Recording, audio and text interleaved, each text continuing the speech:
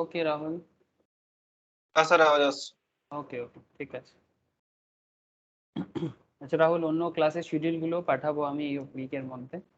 অন্য ক্লাসগুলো স্টার্ট হয়ে যাবে। রাহুল, এগুলো করছিস, অ্যাকাউন্টসের ক্লাসগুলো করছিস? হ্যাঁ স্যার, আমার অলরেডি জার্নাল এন্ট্রি ইন্ট্রো পর্যন্ত কমপ্লিট হয়ে গেছে। আচ্ছা, পিডিএফ গুলো পাঠাতে হবে তো? চাসনি তো আমাকে পিডিএফ গুলো দিতে হবে তো? মানে জার্নাল যেগুলো প্র্যাকটিস করছিস ওর পিডিএফ কপিগুলো, নোটস গুলো, ওগুলো তো দেওয়া হয়নি। চেয়ে নিবি, যে পিডিএফ গুলো লাগবে আমাকে বলবি, স্যার এই পিডিএফটা পাঠান, আমি পাঠিয়ে দেবো। স্যার আমি যতদূর ক্লাস করেছি ওর মধ্যে আপনি কোথাও বলেননি যে আমি পিডিএফ সেন্ড করে দেবো, তো আচ্ছা ঠিক ওই আছে, মানে জন্যই আমি কিছু। ঠিক আছে, আমি, তুই আমাকে বলবি কি স্যার এই নোটসটা মানে এই কোশ্চেন গুলো কোথায় আছে বলুন, সেই হিসেবে আমি পাঠিয়ে দেবো। ঠিক আছে, তুই আমাকে খালি ওকে। কোশ্চেন এটা বলবি। আর বাকি যেগুলো যেগুলো লেখা যাচ্ছে কপিতে লিখে নিবি, ঠিক আছে? আর যেখানে লিখতে পারবি হ্যাঁ না আমরা মনে যেগুলো হচ্ছে হ্যাঁ, যেখানে যেগুলো মনে আপনি হচ্ছে লেখাচ্ছেন সেগুলো আমি লিখে নিচ্ছি। যেখানে মনে হচ্ছে কি আমি কোনো নোট শেয়ার করছি বা আমি দেখাচ্ছি কিছু, ওগুলো বলবি স্যার এই পিডিএফটা দেবেন। ঠিক আছে, হয়তো দেবো আগে আগে, এখনো দিইনি। তাড়াতাড়ি কমপ্লিট করে ফেল, তাহলে অ্যাকাউন্টসটা চালু করতে পারবো। ঠিক আছে, ओके। अच्छा, good evening to all of you sir again. तो हम लोग आज हाँ बोलो सर, बोल राहुल, कुछ नो बोलनी? Sir, no sir, no no. Okay, तो फिर इकोनॉमिक्स क्लास कंटिन्यूशन में रहेगा। आज माइक्रो इकोनॉमिक्स में हम आपको डिमांड बता रहे थे, है ना? डिमांड सप्लाई के बारे में बातचीत चल रहा है क्लास में। लास्ट वीक मैं नहीं था, साउथ में था कुछ दिनों के लिए। तो ठीक है सर, नो इशू। अब मैं आपको वापस कंटिन्यू करता हूँ लॉ ऑफ डिमांड को। ठीक है, मतलब लॉ ऑफ डिमांड में मैं आपको अभी क्या बताने जा रहा हूँ सर? लॉ ऑफ डिमांड में मुझे आपको बताना है exceptions to the law of demand. ठीक है, आपको मैंने लास्ट वीक एक बहुत ही इंटरेस्टिंग मैटर बताया था।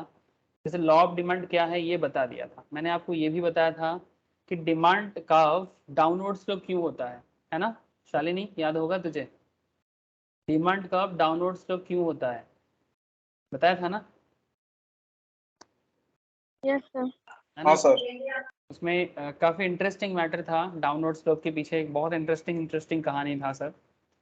जैसे एक डिमांड, उसमें मैंने आपको डिमांड शेड्यूल भी बताया था। डिमांड शेड्यूल में मैं आपको individual demand schedule, market demand schedule, या डिमांड कर्व ड्रॉ कैसे होता है, डिमांड कर्व ड्रॉ कैसे होता है, ये भी मैंने आपको बताया था। ठीक है, ये एक डिमांड कर्व था, ठीक है, जिसमें आइसक्रीम का डिमांड कर्व ड्रॉ किया गया था।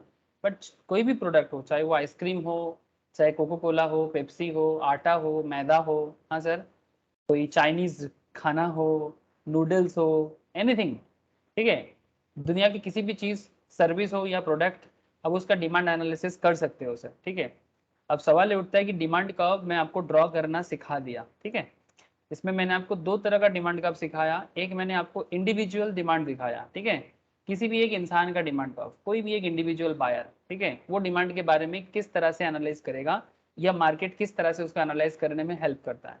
मैंने आपको लास्ट वीक डिमांड शेड्यूल में मार्केट डिमांड भी बताया।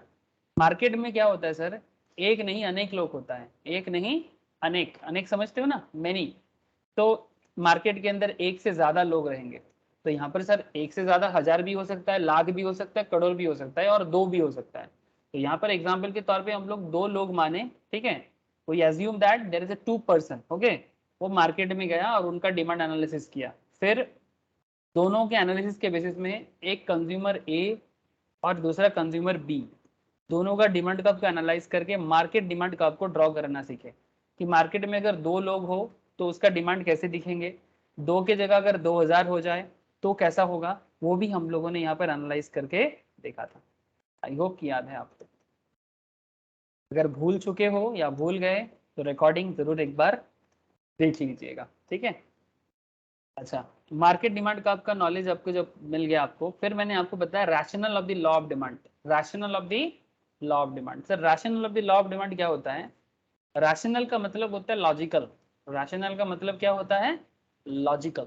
लॉ ऑफ डिमांड का लॉजिक क्या है? लॉ ऑफ डिमांड का लॉजिक क्या है? बंगाली में हम लोग ऐसे बोलते हैं, मतलब युक्ति, ठीक है, हिंदी में भी बोलते हैं युक्ति, मतलब कि इसको कैसे प्रूव करोगे कि डिमांड का डाउनवर्ड क्यों होता है, इसके पीछे का रीजन बताओ। और यहाँ पर हर एक पॉइंट का रीजन मैंने आपको समझाया था कि डिमांड का क्यों डाउनवर्ड होता है।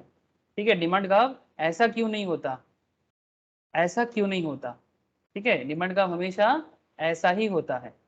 लेकिन क्या सच में ऐसा बात है सर कि डिमांड का कभी भी ऐसा नहीं होता? हाँ sir, this is the normal demand का। तो स्क्रीन शेयर नहीं है। स्क्रीन शेयर नहीं है राहुल, स्क्रीन शेयर नहीं है क्या?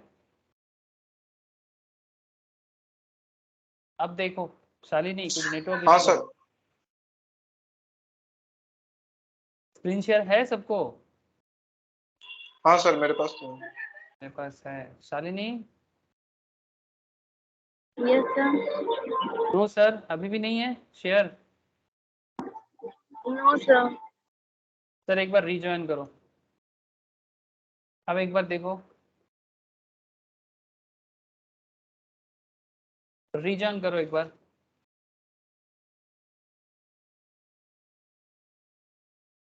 आई एम वेटिंग, रीजॉइन करो एक बार।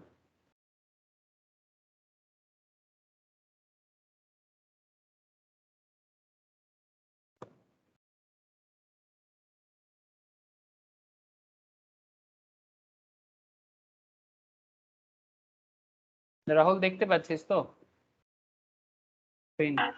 हाँ सर। ঠিক আছে, দেখি একটু ওয়েট করে যাই, কি প্রবলেম হলো আর। নেটওয়ার্ক ইস্যু লাগছে আমাকে।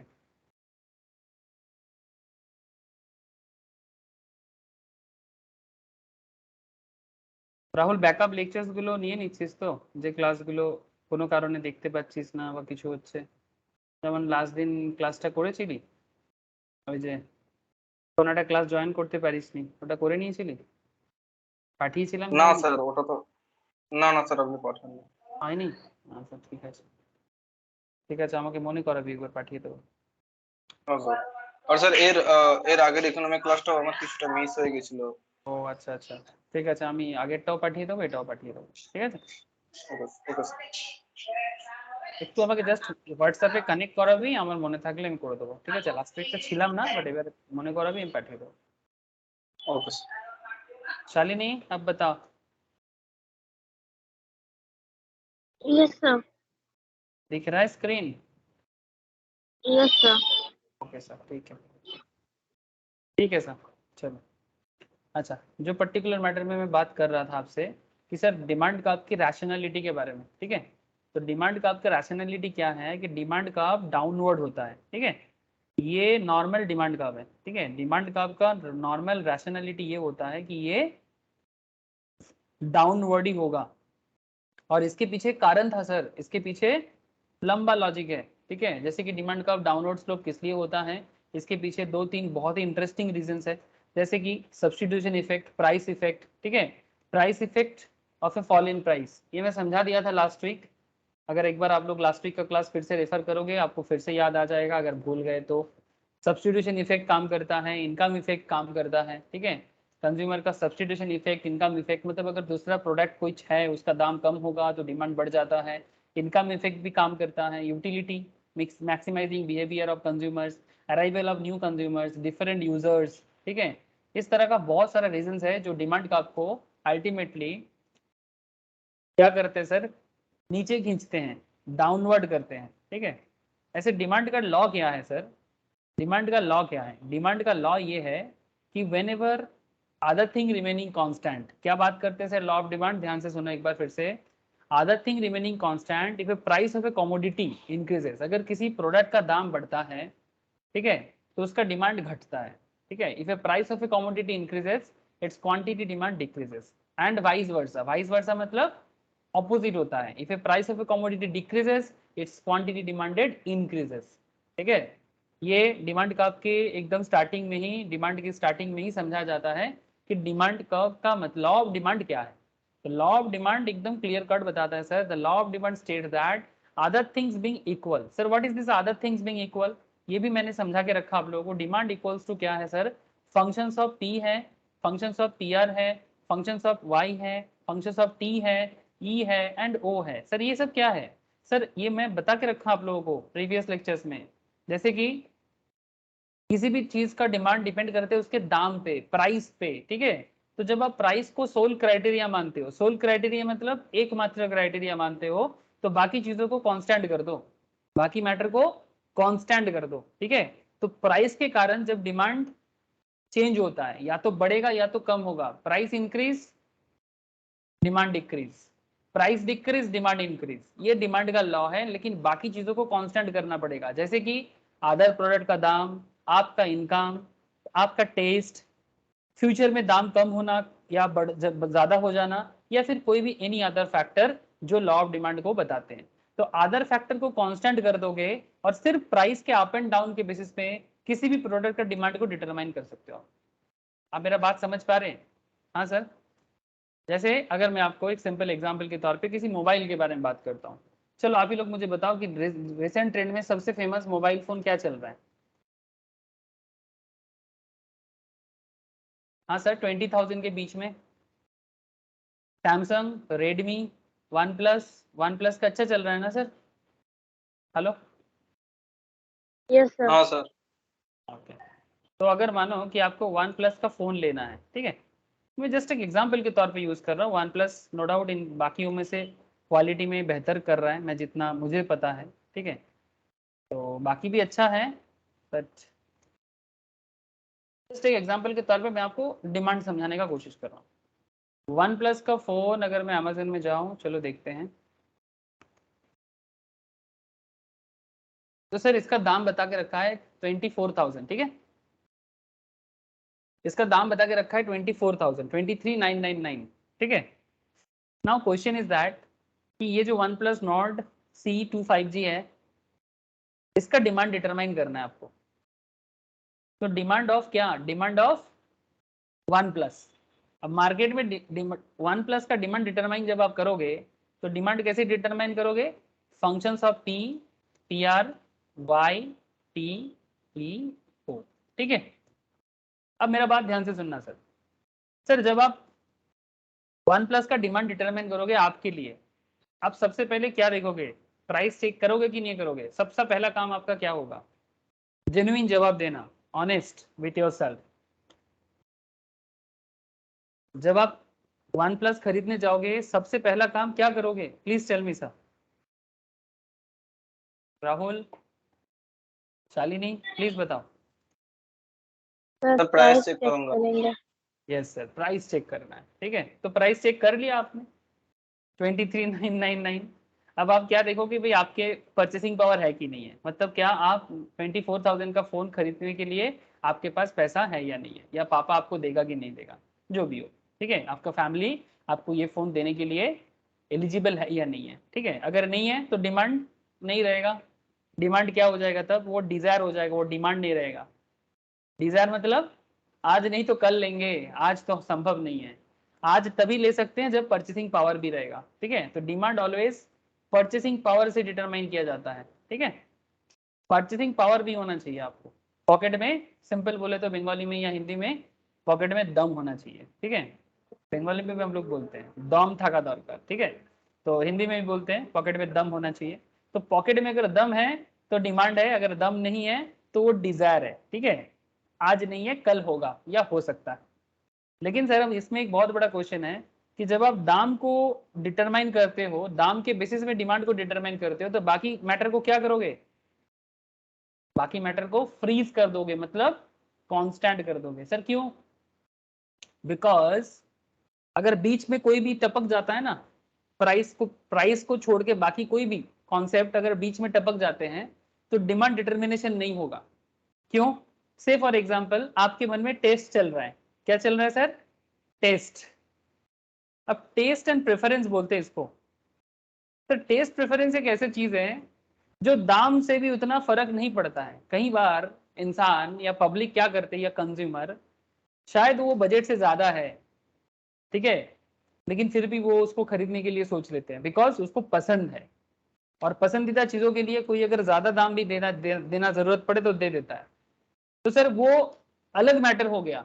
जो नॉर्मल डिमांड सिनेरियो ही है, बट थोड़ा डिफरेंट है बिकॉज आप अपना टेस्ट को सामने लाया सर। ये भी डिमांड है, टेस्ट के कारण भी आप डिमांड कर सकते हो, लेकिन सब चीज को एक साथ मिक्स नहीं कर सकते। जब प्राइस के कारण आप डिटरमाइन करोगे आम आम आदमी की तरह, ठीक है, कि दाम अगर बजट में पोसाता है तो लेंगे, अगर नहीं पोसाता है तो नहीं लेंगे, समझ रहे हैं ना सर। लेकिन अगर दाम ज्यादा लग रहा है फिर भी लेना है, मतलब टेस्ट सामने आ जाता है। ये sir no, hello sir, Yes, sir. है ना। तो that's a different parameter, that's a different parameter. आप एक साथ सारा का सारा मैटर को वेरिएबल नहीं कर सकते, ठीक है, सारे के सारे मैटर को वेरिएबल नहीं कर सकते। मतलब प्राइस को भी वैरी कर दोगे, टेस्ट को भी वैरी कर दोगे, तो फिर डिटर्मिनेशन करना मुश्किल हो जाएगा। अगर आपको लगता है कि सर मैं प्राइस से फर्क नहीं पड़ता, मेरे को टेस्ट से फर्क पड़ता है, तो प्राइस को कांस्टेंट कर दो कि भाई प्राइस कुछ भी हो, पसंद है तो ले लेंगे। Do you get my point? जब आपको बाकी Yes, किसी sir. जब आपको बाकी किसी मैटर पे करना है, से फॉर एग्जांपल टेस्ट या इनकम, कि भाई मेरे पास पैसा है, दाम फर्क नहीं पड़ता, ठीक है, दाम कुछ भी हो फर्क नहीं पड़ता, आई हैव मनी, मेरे पास इनकम है, मेरे पास टेस्ट है, मुझे पसंद है तो मैं लूंगा, कोई कुछ भी बोले मुझे लेना है, ठीक है। तो that is also demand determination, that's a different parameter. जब आपको टेस्ट पसंद आता है तब दाम थोड़ी ना देखता है कोई, हेलो, मतलब दाम तब सेकेंडरी हो जाता है ना, प्राइमरी तो नहीं है। You all get my point sir? Yes sir. Yes, sir. Sir यही बात आज का बहुत ही इंटरेस्टिंग बात है, ये जो मैं अभी आपको वन प्लस के फोन से समझाने का कोशिश किया, यही आज का हॉट टॉपिक है। सर हॉट टॉपिक क्यों? बिकॉज आज मुझे आपको डिमांड के बारे में यही सब बातें करना है कि डिमांड डिटर्मिनेशन करने का कुछ तरीका है, ठीक है, तो वो मैं आपको बताऊंगा। तो जो बात मैं आपसे कर रहा था कि लॉ ऑफ डिमांड हमेशा प्राइस पे डिपेंड करते हैं और बाकी चीज़ों को कांस्टेंट रख देते हैं। जब बाकी चीज़ों को वेरिएबल करेंगे तो प्राइस को कांस्टेंट कर देंगे, ठीक है, कोई भी एक। अब ये सब आगे का चर्चा रहेगा, डोंट वरी। लेकिन मैं आपको जो बताने जा रहा हूँ आज अभी, ठीक है, वो है sir exception to the law of demand, ठीक है। तो दिल थाम के बैठिए और exception to the law of demand समझिए। सर एक्सेप्शन में क्या होता है? सर एक्सेप्शंस में उल्टा होता है, उल्टा। उल्टा समझते हो? मतलब आप जैसे सोच रहे हो उसका उल्टा होगा। आपका सोच क्या था?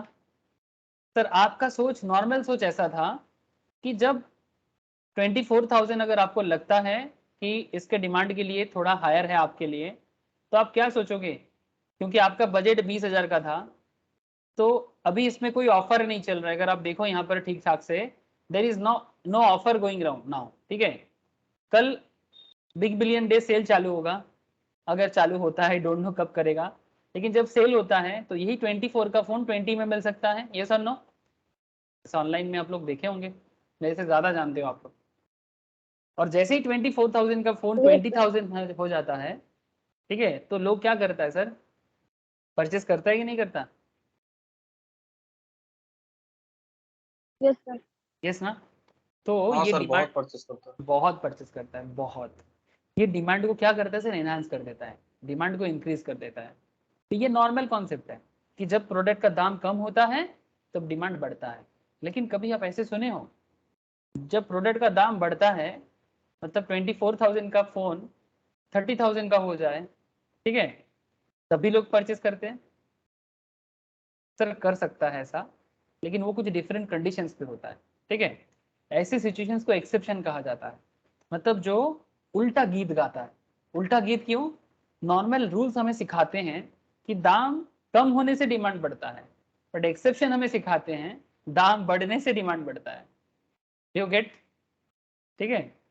और दाम कम होने पे डिमांड कम होता है, ऐसा भी होता है। दाम बढ़ने पे डिमांड बढ़ जाता है और दाम कम होने पे डिमांड कम हो जाता है। जहां पर भी नॉर्मल रूल्स क्या कहते हैं सर? दाम कम होने पे डिमांड बढ़ जाता है ना। लेकिन एक्सेप्शंस पे क्या होता है? दाम कम होने पे डिमांड कम और दाम ज्यादा होने पे डिमांड ज्यादा। आपको समझ में आ रहा है बात? Yes, sir. सर जब ऐसा स्थिति पैदा होता है तो ऐसे सिचुएशंस में डिमांड कर्व उल्टा चलता है। नॉर्मल डिमांड कर्व ऐसा है, बट एक्सेप्शंस पे डिमांड कर्व ऐसा है। इसको बोलते हैं upward. Okay, looks like a supply curve. Supply curve भी देखने में ऐसा ही होता है सर, ठीक है। अगर आपने सप्लाई का क्लास नहीं किया शालिनी, तो मैंने जो आपको लिंक दिया ना इकोनॉमिक्स का, वहां पर जाके आप सप्लाई का क्लास एक बार जरूर देख लेना, ठीक है। ओके तो सर। डिमांड का अपवर्ड भी होता है जब एक्सेप्शंस होते हैं, लेकिन अभी आपको समझना ये है सर कि exception of the law of demand कब होता है, that is a big point for all of you. So according to the law of demand, other things being equal, more of a commodity will be demanded at lower price than at higher price, है ना। Maximum commodity lower price पे demand होता है compare to higher price. The law of demand is valid in most cases, maximum case में law of demand valid होता है। However there are certain cases, ऐसा भी सिनारियो देखने को मिलता है समाज में, आर्थिक स्थिति में, where the law does not hold good, जब लॉ ऑफ डिमांड सही नहीं बैठता। एक्सेप्शन है तो सही कैसे बैठेगा। The following are the important exceptions to the law of demand. तो कुछ एक्सेप्शंस हैं जो मैं आपको अभी समझाने जा रहा हूं। पहला बात है sir conspicuous goods. Sir conspicuous goods क्या है। सर कॉन्स्पिशियस गुड्स का मतलब ये होता है कि जिस गुड्स में दूसरे को देख के मन करता है कि मैं ये ले लूं, या फिर आप ऐसे सोचो कि दूसरे के पास है मेरे पास भी होना चाहिए, या फिर जो आपका प्रेस्टीज वैल्यू बढ़ाता है। सबसे बेस्ट यही होगा कि जो प्रेस्टीज वैल्यू बढ़ाता है। आप मेरा बात समझ रहे हो, दूसरे के पास है वो उसको डेमोन्स्ट्रेशन बोल सकते हैं, ठीक है, demonstration effect. But conspicuous goods is like this is also like कि उसके पास है तो मेरे पास भी होना चाहिए, इट्स लाइक दैट। या फिर आप ऐसे सोचो कि ये आपके पास है तो आपका प्रेस्टीज वैल्यू बढ़ाएगा। जैसे कि एग्जाम्पल, कोई ऐसा गुड्स का नाम आपके सामने कि आपके पास रहेगा तो आईफोन। आप, हाँ iPhone, very good sir, very good. ठीक है, आम आदमी का सोच है कि अगर पास में किसी का आईफोन है तो वो बड़ा बड़ा आदमी है। इवन अगर आईफोन ना भी है ना, आईफोन का स्टिकर लगा देते हैं, है ना सर। आईफोन अगर ना भी है, नॉर्मल फोन पे आईफोन का बैक कवर लगा देते हैं लोगों को दिखाने के लिए, है ना। तो ये भी दिखता है सर। और हाथ में आईफोन होगा तो आईफोन का बैक साइड लोगों को दिखाने के लिए शो ऑफ करते हैं, हाँ ऐसे देखो मेरे पास आईफोन है। तो इट्स लाइक दैट, तो इसको कॉन्स्पिशियस गुड्स कहते हैं। या फिर आप ऐसे सोचो, अगर थोड़ा आईफोन से हट जाऊं मैं, लड़कियों के बीच में बहुत चलता है स्पेशली फैमिलीज के अंदर, डायमंड सर, डायमंड। हाँ सर, शादी वगैरह में अगर कोई डायमंड रिंग किसी को गिफ्ट करता है, प्रेस्टीज दिखाते कि नहीं दिखाते। हाँ शालिनी, डायमंड रिंग जब शादी में एक्सचेंज किया जाता है दूल्हा दुल्हन के बीच में, या फिर पेरेंट्स देते हैं आशीर्वाद के हिसाब से, तो ये फैमिली के बीच में कैसा होता है ना कि भाई तुमको क्या दिया फादर इन लॉ ने, तुमको क्या दिया मदर इन लॉ ने, तो क्या बताते हैं कि मेरे को तो डायमंड रिंग दिया है। तो डायमंड रिंग मतलब एक प्रेस्टीज इफेक्ट, यस और no. Yes sir, diamond yes ring, sir. Gold chain. Gold chain, that is also. हाँ, तो जो चीज गोल्ड के लिए थोड़ा सा बात अलग हो जाता है, बिकॉज गोल्ड के बारे में एक परसेप्शन है, गोल्ड का वैल्यूएशन तो है, बट गोल्ड का प्रेस्टीज वैल्यू भी है। बट गोल्ड के केस में भी ना लोग थोड़ा ऐसे सोचते हैं कि गोल्ड का प्राइस अप एंड डाउन होता है। आप देखिएगा बहुत ज्यादा अप एंड डाउन होता है मार्केट में, और गोल्ड का दाम कम होने से लोग गोल्ड परचेस के पीछे ज्यादा भागते हैं, क्योंकि कल अगर दाम फिर से बढ़ जाए तो ऐसा होता है, ठीक है। हाँ वो महंगा चीज है, ऑब्वियसली दैट्स एक्सपेंसिव। 10 ग्राम सोना का दाम 51 52 चल रहा है, लेकिन कल अगर 45 हो जाए तो लोग डिमांड बढ़ा देगा। am I right sir. हाँ सर। लेकिन मैं जिस प्रोडक्ट के बारे में अभी बात कर रहा हूँ, इसमें ना लोग दाम कम के बारे में नहीं सोचता है। जैसे सोना के केस में, गोल्ड के केस में लोग फिर भी 2 बार सोच लेता है कि अगर दाम कम होगा तो खरीद लेंगे, अभी थोड़ा सा दाम ज्यादा चल रहा है। But in case of diamond people does not think like that, yes और नो। डायमंड के केस में आप कभी यस सर। डायमंड खरीदने जाओगे और कभी आप ऐसे सोच के जाओगे कि डायमंड का दाम कम होगा तो खरीदेंगे। नहीं सर, क्योंकि नो। उसका प्राइस ज्यादा अप एंड डाउन नहीं होता। उसका प्राइस भी ज्यादा अप एंड डाउन नहीं होता, और उससे भी बड़ा बात यह है कि डायमंड से आपको ना एक प्रेस्टीज वैल्यू आता है। सोना तो फिर भी सबके पास थोड़ा बहुत दिख जाएगा, पर डायमंड तो सबके पास नहीं होता ना, राइट सर। गोल्ड फिर भी थोड़ा हाँ बहुत सर। आपको सभी के पास दिख जाएगा कि भाई एक एक सोना का कान का पहन लिया, एक नाक का पहन लिया, है ना। कानेर, नाकेर हम लोग बंगाली में बोलते हैं, ठीक है। तो कान का हो, नाक का हो, एक पतला सा चेन भी हो, पहन लेता है। पर डायमंड थोड़ा सा, थोड़ा क्यों, काफी ज्यादा, मतलब सबके पास नहीं है, ठीक है। आजकल कोई कोई थोड़ा सा अंगूठी पहन लेते हैं, ठीक है, हल्का डायमंड रहते हैं उसमें, बट वो भी महंगा ही आता है सर। इतना सा दाम 40-50,000 के आसपास, छोटा एक मतलब बहुत ही कम कैरेट का भी 40-50,000 आ जाता है ओरिजिनल डायमंड। एडी का बात नहीं कर रहे हैं सर, अमेरिकन डायमंड एक होता है जो कटिंग करके दिया जाता है, दैट्स अ डिफरेंट। मैं ओरिजिनल डायमंड का बात कर रहा हूँ। इंडिया का डायमंड बहुत महंगा भी माना जाता है, और बाकी जो ओरिजिनल डायमंड है। सो कॉन्सेप्ट इज दैट जिस चीज पे आपका प्रेस्टीज वैल्यू आता है, सर महंगा साड़ी जैसे मानो शादी में लहंगा या बेनारसी जो शादी में पहनते हैं, हाँ सर, उसके बारे में भी आप देखिएगा लोग महंगा पसंद करते हैं, बिकॉज वो एक प्रेस्टीज वैल्यू की तरह होता है जो आपका प्रेस्टीज को बढ़ाते हैं, है ना। शादी में बेनारसी साड़ी या फिर लहंगा जो होता है, लहंगा भी देखिएगा ऐसे सोच में पहना जाता है कि किसका कितना लहंगा दामी है। हाँ सर, शादी में पहनते हैं ना, कोई 1 लाख का लहंगा पहनता है, कोई 4 लाख का लहंगा पहनता है, मतलब मैं आपको क्या बताऊं। तो इस तरह का प्रोडक्ट में प्रेस्टीज मैटर काम करता है, और इसका दाम ज्यादा होने से लोगों का डिमांड और बढ़ता है, मतलब अपने बजट से ऊपर जाके ही वो लेता है। बजट 20,000 का है तो बोलेगा नहीं 25 का लेंगे, बजट 25 का है तो बोलेगा नहीं 50 का लेंगे, बजट 1 लाख का है तो बोलेगा नहीं 1,20,000 का ले लेंगे। क्यों? बिकॉज उसको प्रेस्टीज इफेक्ट आता है। समझ में आ रहा है? आईफोन का दाम कम हो जाएगा ना, वन प्लस की तरह या फिर रेडमी की तरह, आईफोन का डिमांड घट जाएगा। आईफोन का दाम ज्यादा रहेगा, वही उसका डिमांड है। एम आई राइट और रॉन्ग सर? बोलो। Yes sir. Yes, sir. है ना।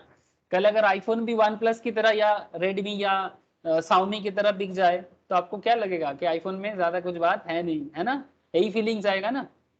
सर ये सब ह्यूमन साइकोलॉजी है, बहुत ही खतरनाक साइकोलॉजी है। हाँ, quality is there, obviously quality के लिए आईफोन ज्यादा दाम कर चार्ज करता है, ठीक है, लेकिन आईफोन का ये ज्यादा दाम ही इसका एक कैरेक्टर है। इस तरह का गुड्स को सर क्या गुड्स, उसको हाँ बोलो। उसको आउटस्टैंडिंग बना देते हो। ऑब्वियसली मतलब दाम को भी ज्यादा रखना है, क्वालिटी भी हाई रखना है, यही उसको आउटस्टैंडिंग बना देता है। वेरी गुड सर, बहुत अच्छा बोला आपने। तो that is the concept of conspicuous goods. Okay, अब आपको मैं कुछ और बताता हूँ। आर्टिकल ऑफ प्रेस्टीज वैल्यू और ए स्नॉब एप्पल और article of conspicuous consumptions are used by the rich people as status symbol. ठीक है, रिच पीपल इसको स्टेटस की तरह यूज करते हैं। रिच से मिडिल क्लास को भी लगता है कि मैं भी रिच बनना चाहता हूँ। मिडिल क्लास का क्या कॉन्सेप्ट है ना sir, middle class is a dangerous human being. इनको लगता है कि वो रिच बनेगा। ठीक है, जैसे एक बंगाली में बहुत सुंदर एक कहावत है sir, I don't know, Rahul को शायद पता होगा, शायद, क्योंकि आजकल तो बंगाली भी लोग इतना पढ़ते नहीं है। ठीक है, तो कहना ऐसा है कि उत्तम निश्चिंत चले अधमेर साथे जिनी मध्यम तिनी चलेन तफाते। सुना है कभी? हाँ, मतलब जो हाँ रिच सर। है जो रिच है वो आराम से गरीब के साथ एडजस्ट कर लेता है। जो मिडिल क्लास है ना सर, इसका क्या सोच है, ये कभी सोचते हैं रिच बनेंगे, बट रिच बनने का रास्ता बहुत टफ होता है, तो सोचते नहीं भाई अगर रिच बनते बनते गरीब बन जाए, तो ये थोड़ा सा ना डिस्टेंस ही बना रहता है। लेकिन कभी कभी अगर प्रेस्टीज दिखाने का मौका मिलता है तो मिडिल क्लास भी छोड़ता नहीं है। ठीक है, लोगों को दिखा देते हैं कि भाई देखो मेरा बाइक, देखो देखो मेरा आईफोन देखो। ठीक है, खरीदेगा तो फिर पहले जाके दिखाएगा लोगों को कि भाई देखो मैंने ये गाड़ी खरीदा, है ना। ऐसा सोच है लोगों का कि घर के सामने एक कार खड़ा कर देना, ऐसा लगता है कि आत्मा को शांति मिल गया। लोगों को गंगा नहा के शांति मिलता है। ठीक है, कुछ लोगों को आजकल सर समाज में ऐसा हो गया कि घर के सामने एक 4 चक्का खड़ा कर दे, मिडिल क्लास का बात कर रहा हूँ सर, हाँ, घर के सामने एक 4 चक्का खड़ा कर दे ना, तो ऐसा लगता है कि भाई कुछ किया जिंदगी में। क्या मैं गलत बोला सर? हाँ, नहीं सर। ठीक है, दिस इज अ टिपिकल सोच। ठीक है, ये सब स्टेटस सिंबल के कारण होता है। ठीक है, दिस इज स्टेटस सिंबल। अगर गांव में किसी का गाड़ी नहीं है या फिर किसी एक के पास गाड़ी है, ठीक है, छोटा सा गांव या शहर है, ठीक है, अगर आपके घर में मतलब थोड़ा सा एक बड़ा सा कार, आपने कुछ नहीं तो कम से कम एक मारुति ऑल्टो ही खड़ा कर दो सर। हाँ, पहले के जमाने में तो ओमनी गाड़ी होता था, अभी भी चलता है, मारुति वैन बोलते हैं। अगर किसी के घर में गांव में ओमनी वैन भी होता था ना, तो क्या प्रेस्टीज वैल्यू भी उसके घर में मारुति है। ठीक है, आजकल मारुति वैन प्रेस्टीज वैल्यू नहीं है, डब्बा लगता है लोगों को। लेकिन अगर ऑल्टो, जोर से जोर अगर स्विफ्ट डिजायर किसी के घर में आ जाए ना, क्या बात है सर। हाँ, क्या सिंबल स्टेटस देता है कि वो उसके घर में स्विफ्ट है। तो this is like conspicuous good sir. ठीक है, जो सोशल प्रेस्टीज, डिस्प्लेइंग वेल्थ, दिखाते कि भाई मैं पैसा बनाया। ठीक है, this articles will not confirm, मतलब इसमें क्या होता है ना, दाम ज्यादा ना भी होता है ना तो दाम थोड़ा ज्यादा करके ही बोलते हैं, ठीक है। जैसे से फॉर एग्जांपल स्विफ्ट डिजायर का दाम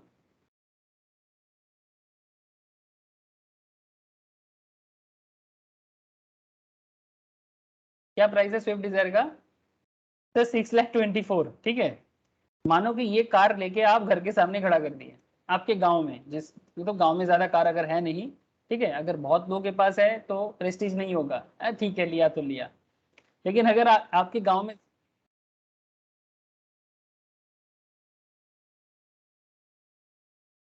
देखा मारुति सुजुकी भी क्या क्या बोल रहा है सर। तो देखो मैं जो बोल रहा हूँ आपको कि इसका दाम 6,24,000 बता रहा है, ठीक है। अगर आपको लगता है कि इसका दाम 24,000 है, 6,24,000, आप गांव में जाके लोगों को क्या बोलोगे, हाँ सर थोड़ा ज्यादा करके बोल देना, 6.5 लाख का है ना। आपको बात समझ में आ रहा है सर।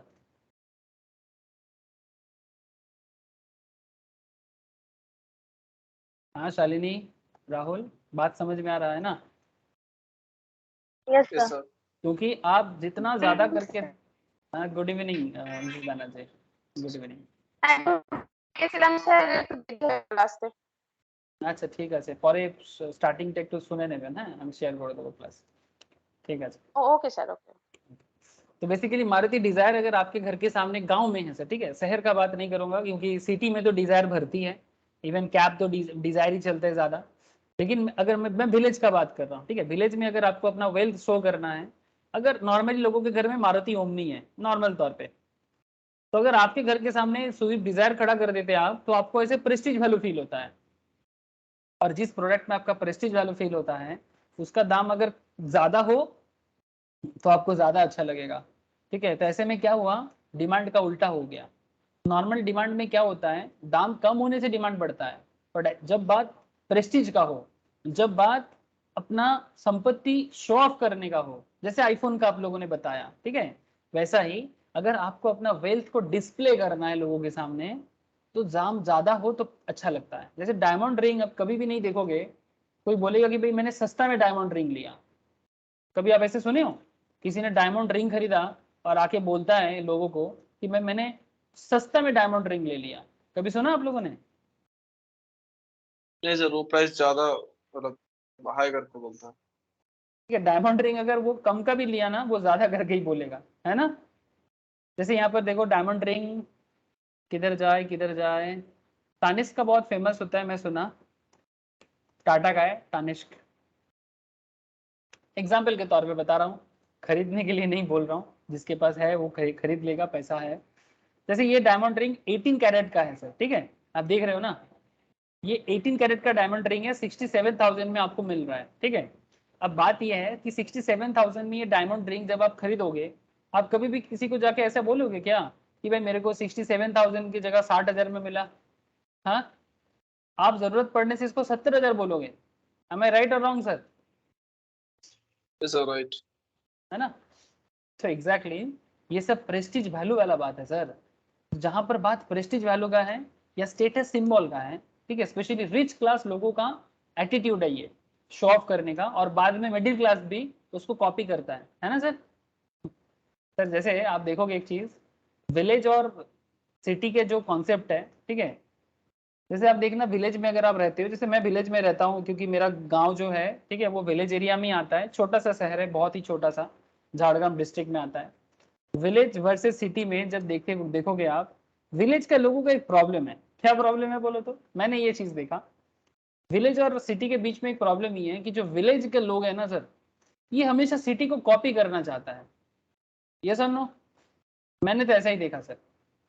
मतलब विलेज के पास इतना सारा चीज है, पहाड़ है, नदी है, ग्रीन लैंड है, फिर भी इनको लगता है कि इनके पास वो चीज नहीं है। गांव का लोग आजकल जो लोग थोड़ा सा समझदार हुए हैं, सिटी के लोग, उनको लगता है कि भाई विलेज में कुछ खास है, ठीक है, वो चाहते हैं कि वो विलेज जैसा लाइफ उनको मिले। बट कुछ लोग ऐसे बोका टाइप का ही है सर आज भी, इनको लगता है कि सिटी में कुछ खास बात है, and they always want to copy city. Sir ये मेरा ऑब्जर्वेशन है, आपको क्या लगता है। गांव का लोग सिटी को हमेशा कॉपी करते हैं, सिटी में हाँ लोग सर। जैसे जैसे कपड़ा पहनते हैं, गांव का लोग भी वैसा कपड़ा पहनने का कोशिश करते हैं, है ना। और हमेशा दुकान में जाके बोलते हैं कि आजकल फैशन में क्या चल रहा है वो दिखाओ, ठीक है। तो वो क्या बोलता है दुकानदार कि देखो सर कोलकाता फैशन, हाँ या कोलकाता फैशन भी पुराना है सर, ठीक है। मुंबई फैशन बोलते हैं, बैंगलोर फैशन बोलते हैं, है ना। बॉम्बे फैशन बहुत चलता है सर। मुंबई फैशन, मुंबई में जो चलता है वो बहुत फैशनेबल माना जाता है कि ये मुंबई में चल रहा है, तो गांव में भी जो पहनेगा उसको स्टेटस सिंबल दिया जाता है। तो ऐसे केसेस में ना वो दाम के बारे में नहीं सोचता है, वो ज्यादा दाम दे के भी चीजें खरीदते हैं। तो एग्जाम्पल भरा पड़ा है, मैं आपको कितना बताऊं। लेकिन most important part is that कि ये जो स्टेटस सिंबल दिखाने का जो कॉन्स्पिशियस गुड्स है, इसके बारे में जिन्होंने सबसे पहले देखा वो रॉबर्ट वेवलेन है, ठीक है। This was found out by Veblen. Veblen actually economist है, प्रोफेसर है, ठीक है। इन्होंने ये चीज सबसे पहले देखा था।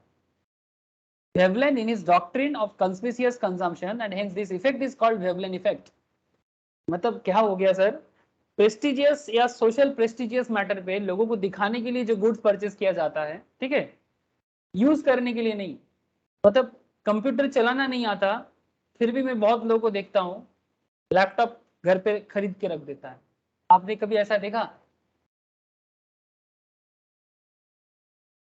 लैपटॉप चला नहीं पाते फिर भी लैपटॉप खरीद के घर पे रखते हैं सिर्फ लोगों को दिखाने के लिए। ऐसा ऑब्जर्वेशन किया आप लोगों ने? मैंने किया। आईफोन चलाना नहीं आता फिर भी आईफोन खरीद लेते हैं, क्यों? सिर्फ लोगों को दिखाने के लिए, ठीक है। तो ये जो कॉन्सेप्ट है ये वेवलेन ने पहले देखा था कि कॉन्स्पिशियस कंजम्पशन करने वाले लोग हैं जो बेसिकली रिच क्लास के लोग ज्यादा करते हैं, और उनको आजकल कॉपी मिडिल क्लास भी कर रहे हैं, करना चालू कर दिया है आजकल। क्यों? हमेशा वेवलेन आज का बात नहीं है, 1700 के आसपास का यूरोपियन इकोनॉमिस्ट है, इन्होंने भी देखा था। So Veblen effect takes place as some consumer measure the utility of a commodity by its price। कुछ लोगों को लगता है कि दाम ज्यादा होगा तो ज्यादा काम करेगा या ज्यादा अच्छा होगा। If the commodity is expensive, they think that it has got more utility. As such, the buy less of this commodity at low price and more of it at high price। मतलब ऐसे cases में लोग क्या करते हैं ना, ज्यादा दाम देके प्रोडक्ट खरीदते हैं, कम दाम देके नहीं, बिकॉज उनको लगता है कि कम दाम वाला चीज अच्छा नहीं होगा। आपको मेरा बात समझ में आ रहा है सर? हेलो? हाँ सर। ठीक है, ये exception to the law of demand हुआ ना सर? ये मुझे बताओ, लॉ ऑफ डिमांड में प्रोडक्ट का दाम कम होने से डिमांड बढ़ता है, बट यहाँ पर प्रोडक्ट का दाम ज्यादा होने से डिमांड बढ़ा। जिसका दाम ज्यादा उसका डिमांड ज्यादा, लेकिन परसेप्शन के कारण। ये इसलिए हुआ बिकॉज परसेप्शन ऐसा है कि ज्यादा दाम है तो अच्छा है, कम दाम मतलब खराब है। लेकिन ऐसा है नहीं है, वास्तव में ऐसा नहीं होता, ऑलवेज नहीं होता कि दाम कम मतलब खराब और दाम अच्छा मतलब ज्यादा मतलब अच्छा। It's not always true.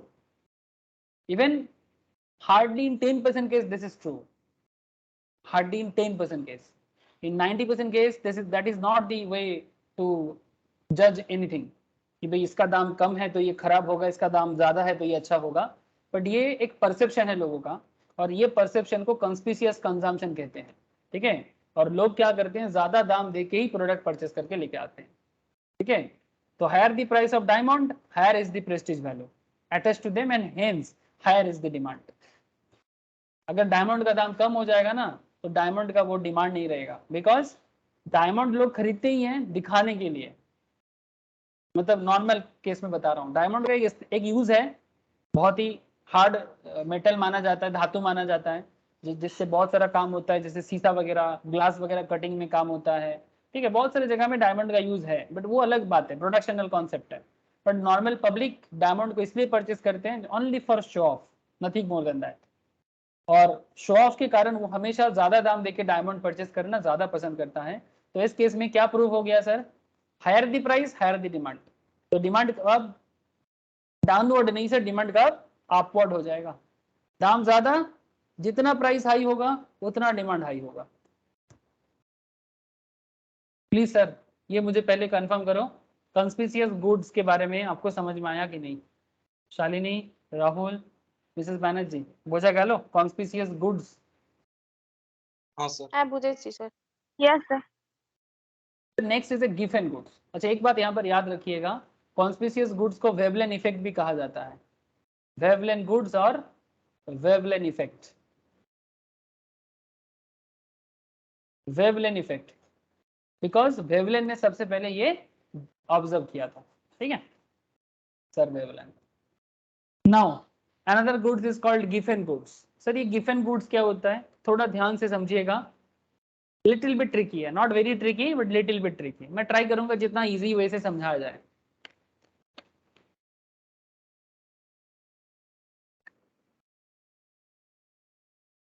सबसे पहले मैं आपको गिफेन गुड क्या है ये समझा देता हूँ, ठीक है।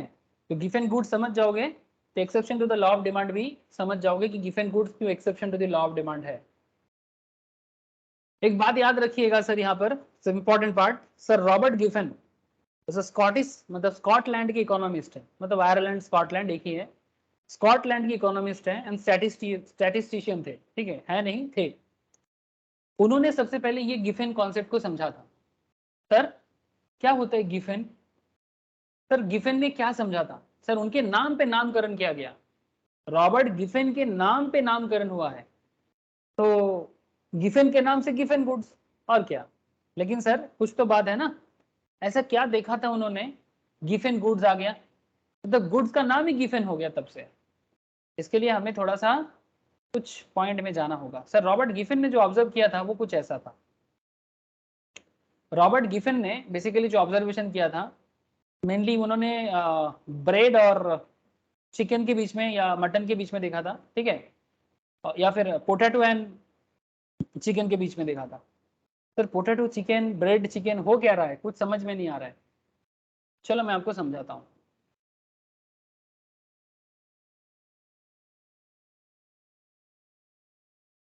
अच्छा बताइएगा आप, चिकन और पोटैटो महंगा कौन सा है, मतलब which is expensive? Chicken obviously. Protein पुष्ट मतलब प्रोटीन वगैरह एंगल से देखा जाए तो किस में ज्यादा प्रोटीन माना जाता है, चिकन में, है ना। हाँ sir. Yes sir. Potato competitively less proteinaceous है और सस्ता भी है ना, कंपेरेटिवली काफी लोअर पॉइंट में आता है। सर ये एक्चुअली मैं चिकन का एग्जांपल इसलिए ले रहा हूँ, हो सकता है आप में से बहुत लोग वेजिटेरियन हैं, बट मैंने ये एग्जांपल इसलिए लिया, मैं तो वेजिटेरियन हूँ, लेकिन एक्चुअली रॉबर्ट गिफेन चिकन से ही, चिकन और पोटैटो के बीच में या ब्रेड एंड चिकन के बीच में कंपैरिजन किया था, तो इसलिए मैं भी वही वाला कंपैरिजन आपके साथ भी कर रहा हूँ, ठीक है।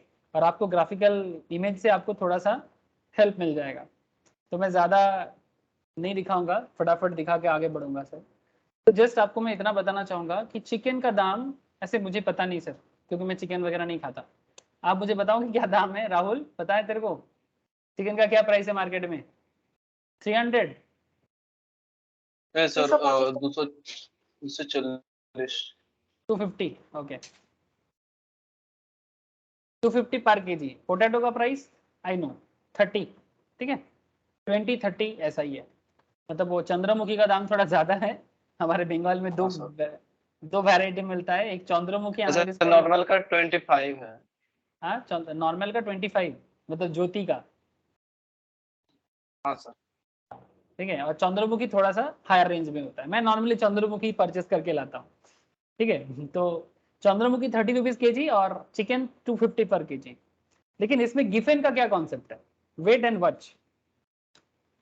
सर गिफेन ये होता है जब मार्केट में इन्फ्लेशन होता है। सर इन्फ्लेशन क्या होता है,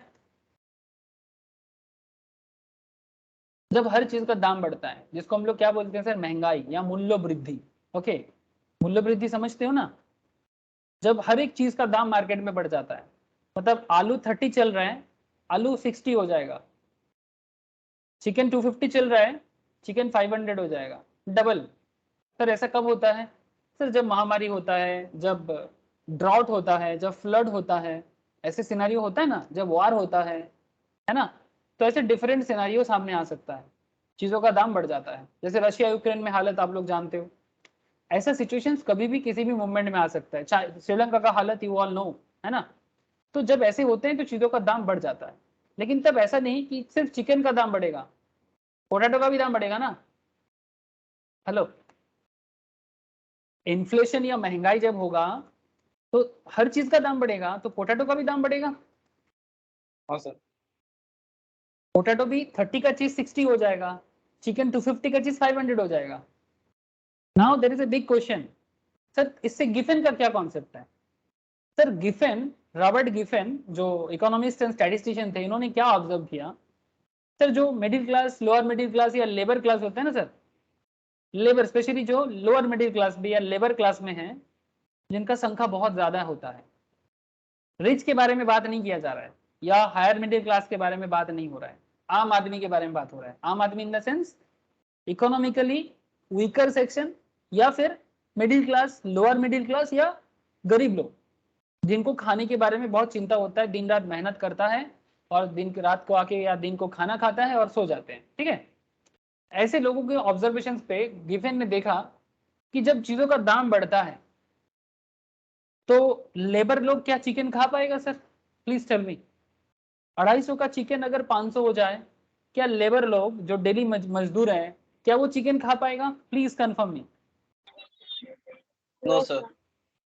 लेकिन जब चिकन का दाम नॉर्मल रहता है तब ये लोग चिकन कंज्यूम करता है, मोटा मोटी वीकली कंजम्पशन 2 बार 3 बार कर लेते हैं।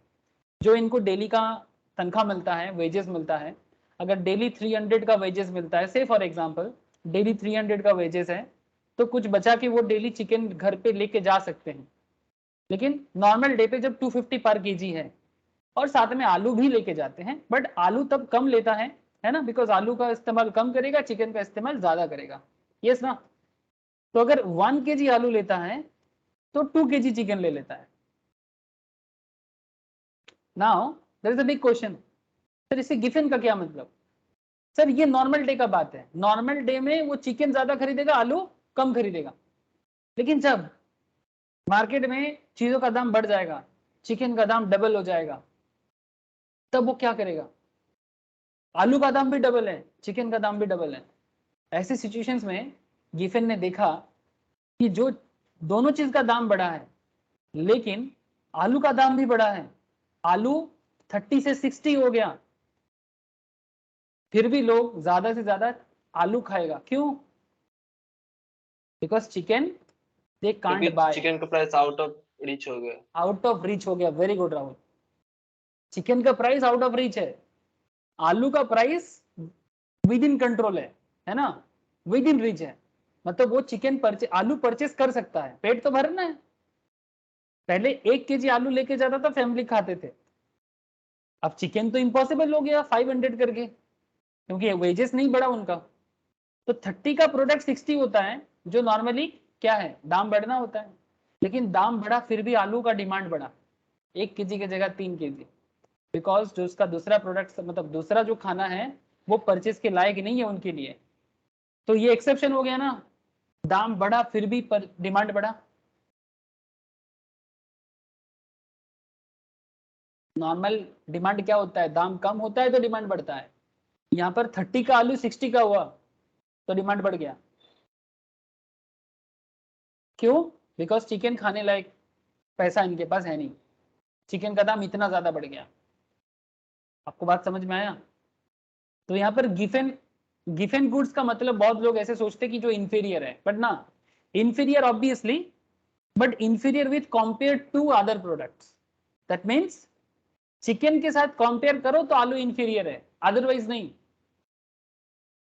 सिर्फ आलू इंफीरियर थोड़ी ना बोलेंगे कि आलू इंफीरियर है या लो क्वालिटी है, नहीं। जब चिकन के साथ कंपेयर करोगे तो आलू look like a inferior, yes और नो? Yes sir. सो क्या कंक्लूजन निकला गिफेन की तरफ से? गिफेन ने ये देखा कि जो लो क्वालिटी गुड्स दोनों के अंदर है, मतलब with in potato and chicken दोनों के बीच में, पोटैटो एंड चिकन दोनों के बीच में जो लो क्वालिटी है, low quality that means inferior, inferior goods का दाम 30 से 60 हुआ, फिर भी इसका डिमांड बढ़ा, बिकॉज दूसरा प्रोडक्ट से पेट नहीं भरा जा सकता, मतलब परचेज नहीं कर पाएगा। सो एक्सेप्शन ये हुआ कि दाम बढ़ा फिर भी डिमांड बढ़ा, किसका? इंफीरियर का, मतलब आलू का। तो यहाँ पर गिफेन कौन हुआ, आलू या चिकन?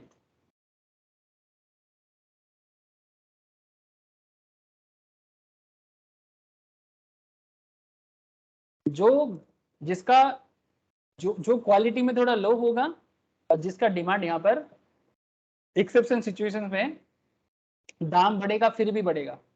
30 का चीज 60 हुआ है, दाम बढ़ा है, फिर भी डिमांड इंक्रीज हुआ है बिकॉज दूसरा प्रोडक्ट परचेस के लायक नहीं है। तो इस तरह का प्रोडक्ट को गिवन गुड्स कहा जाता है।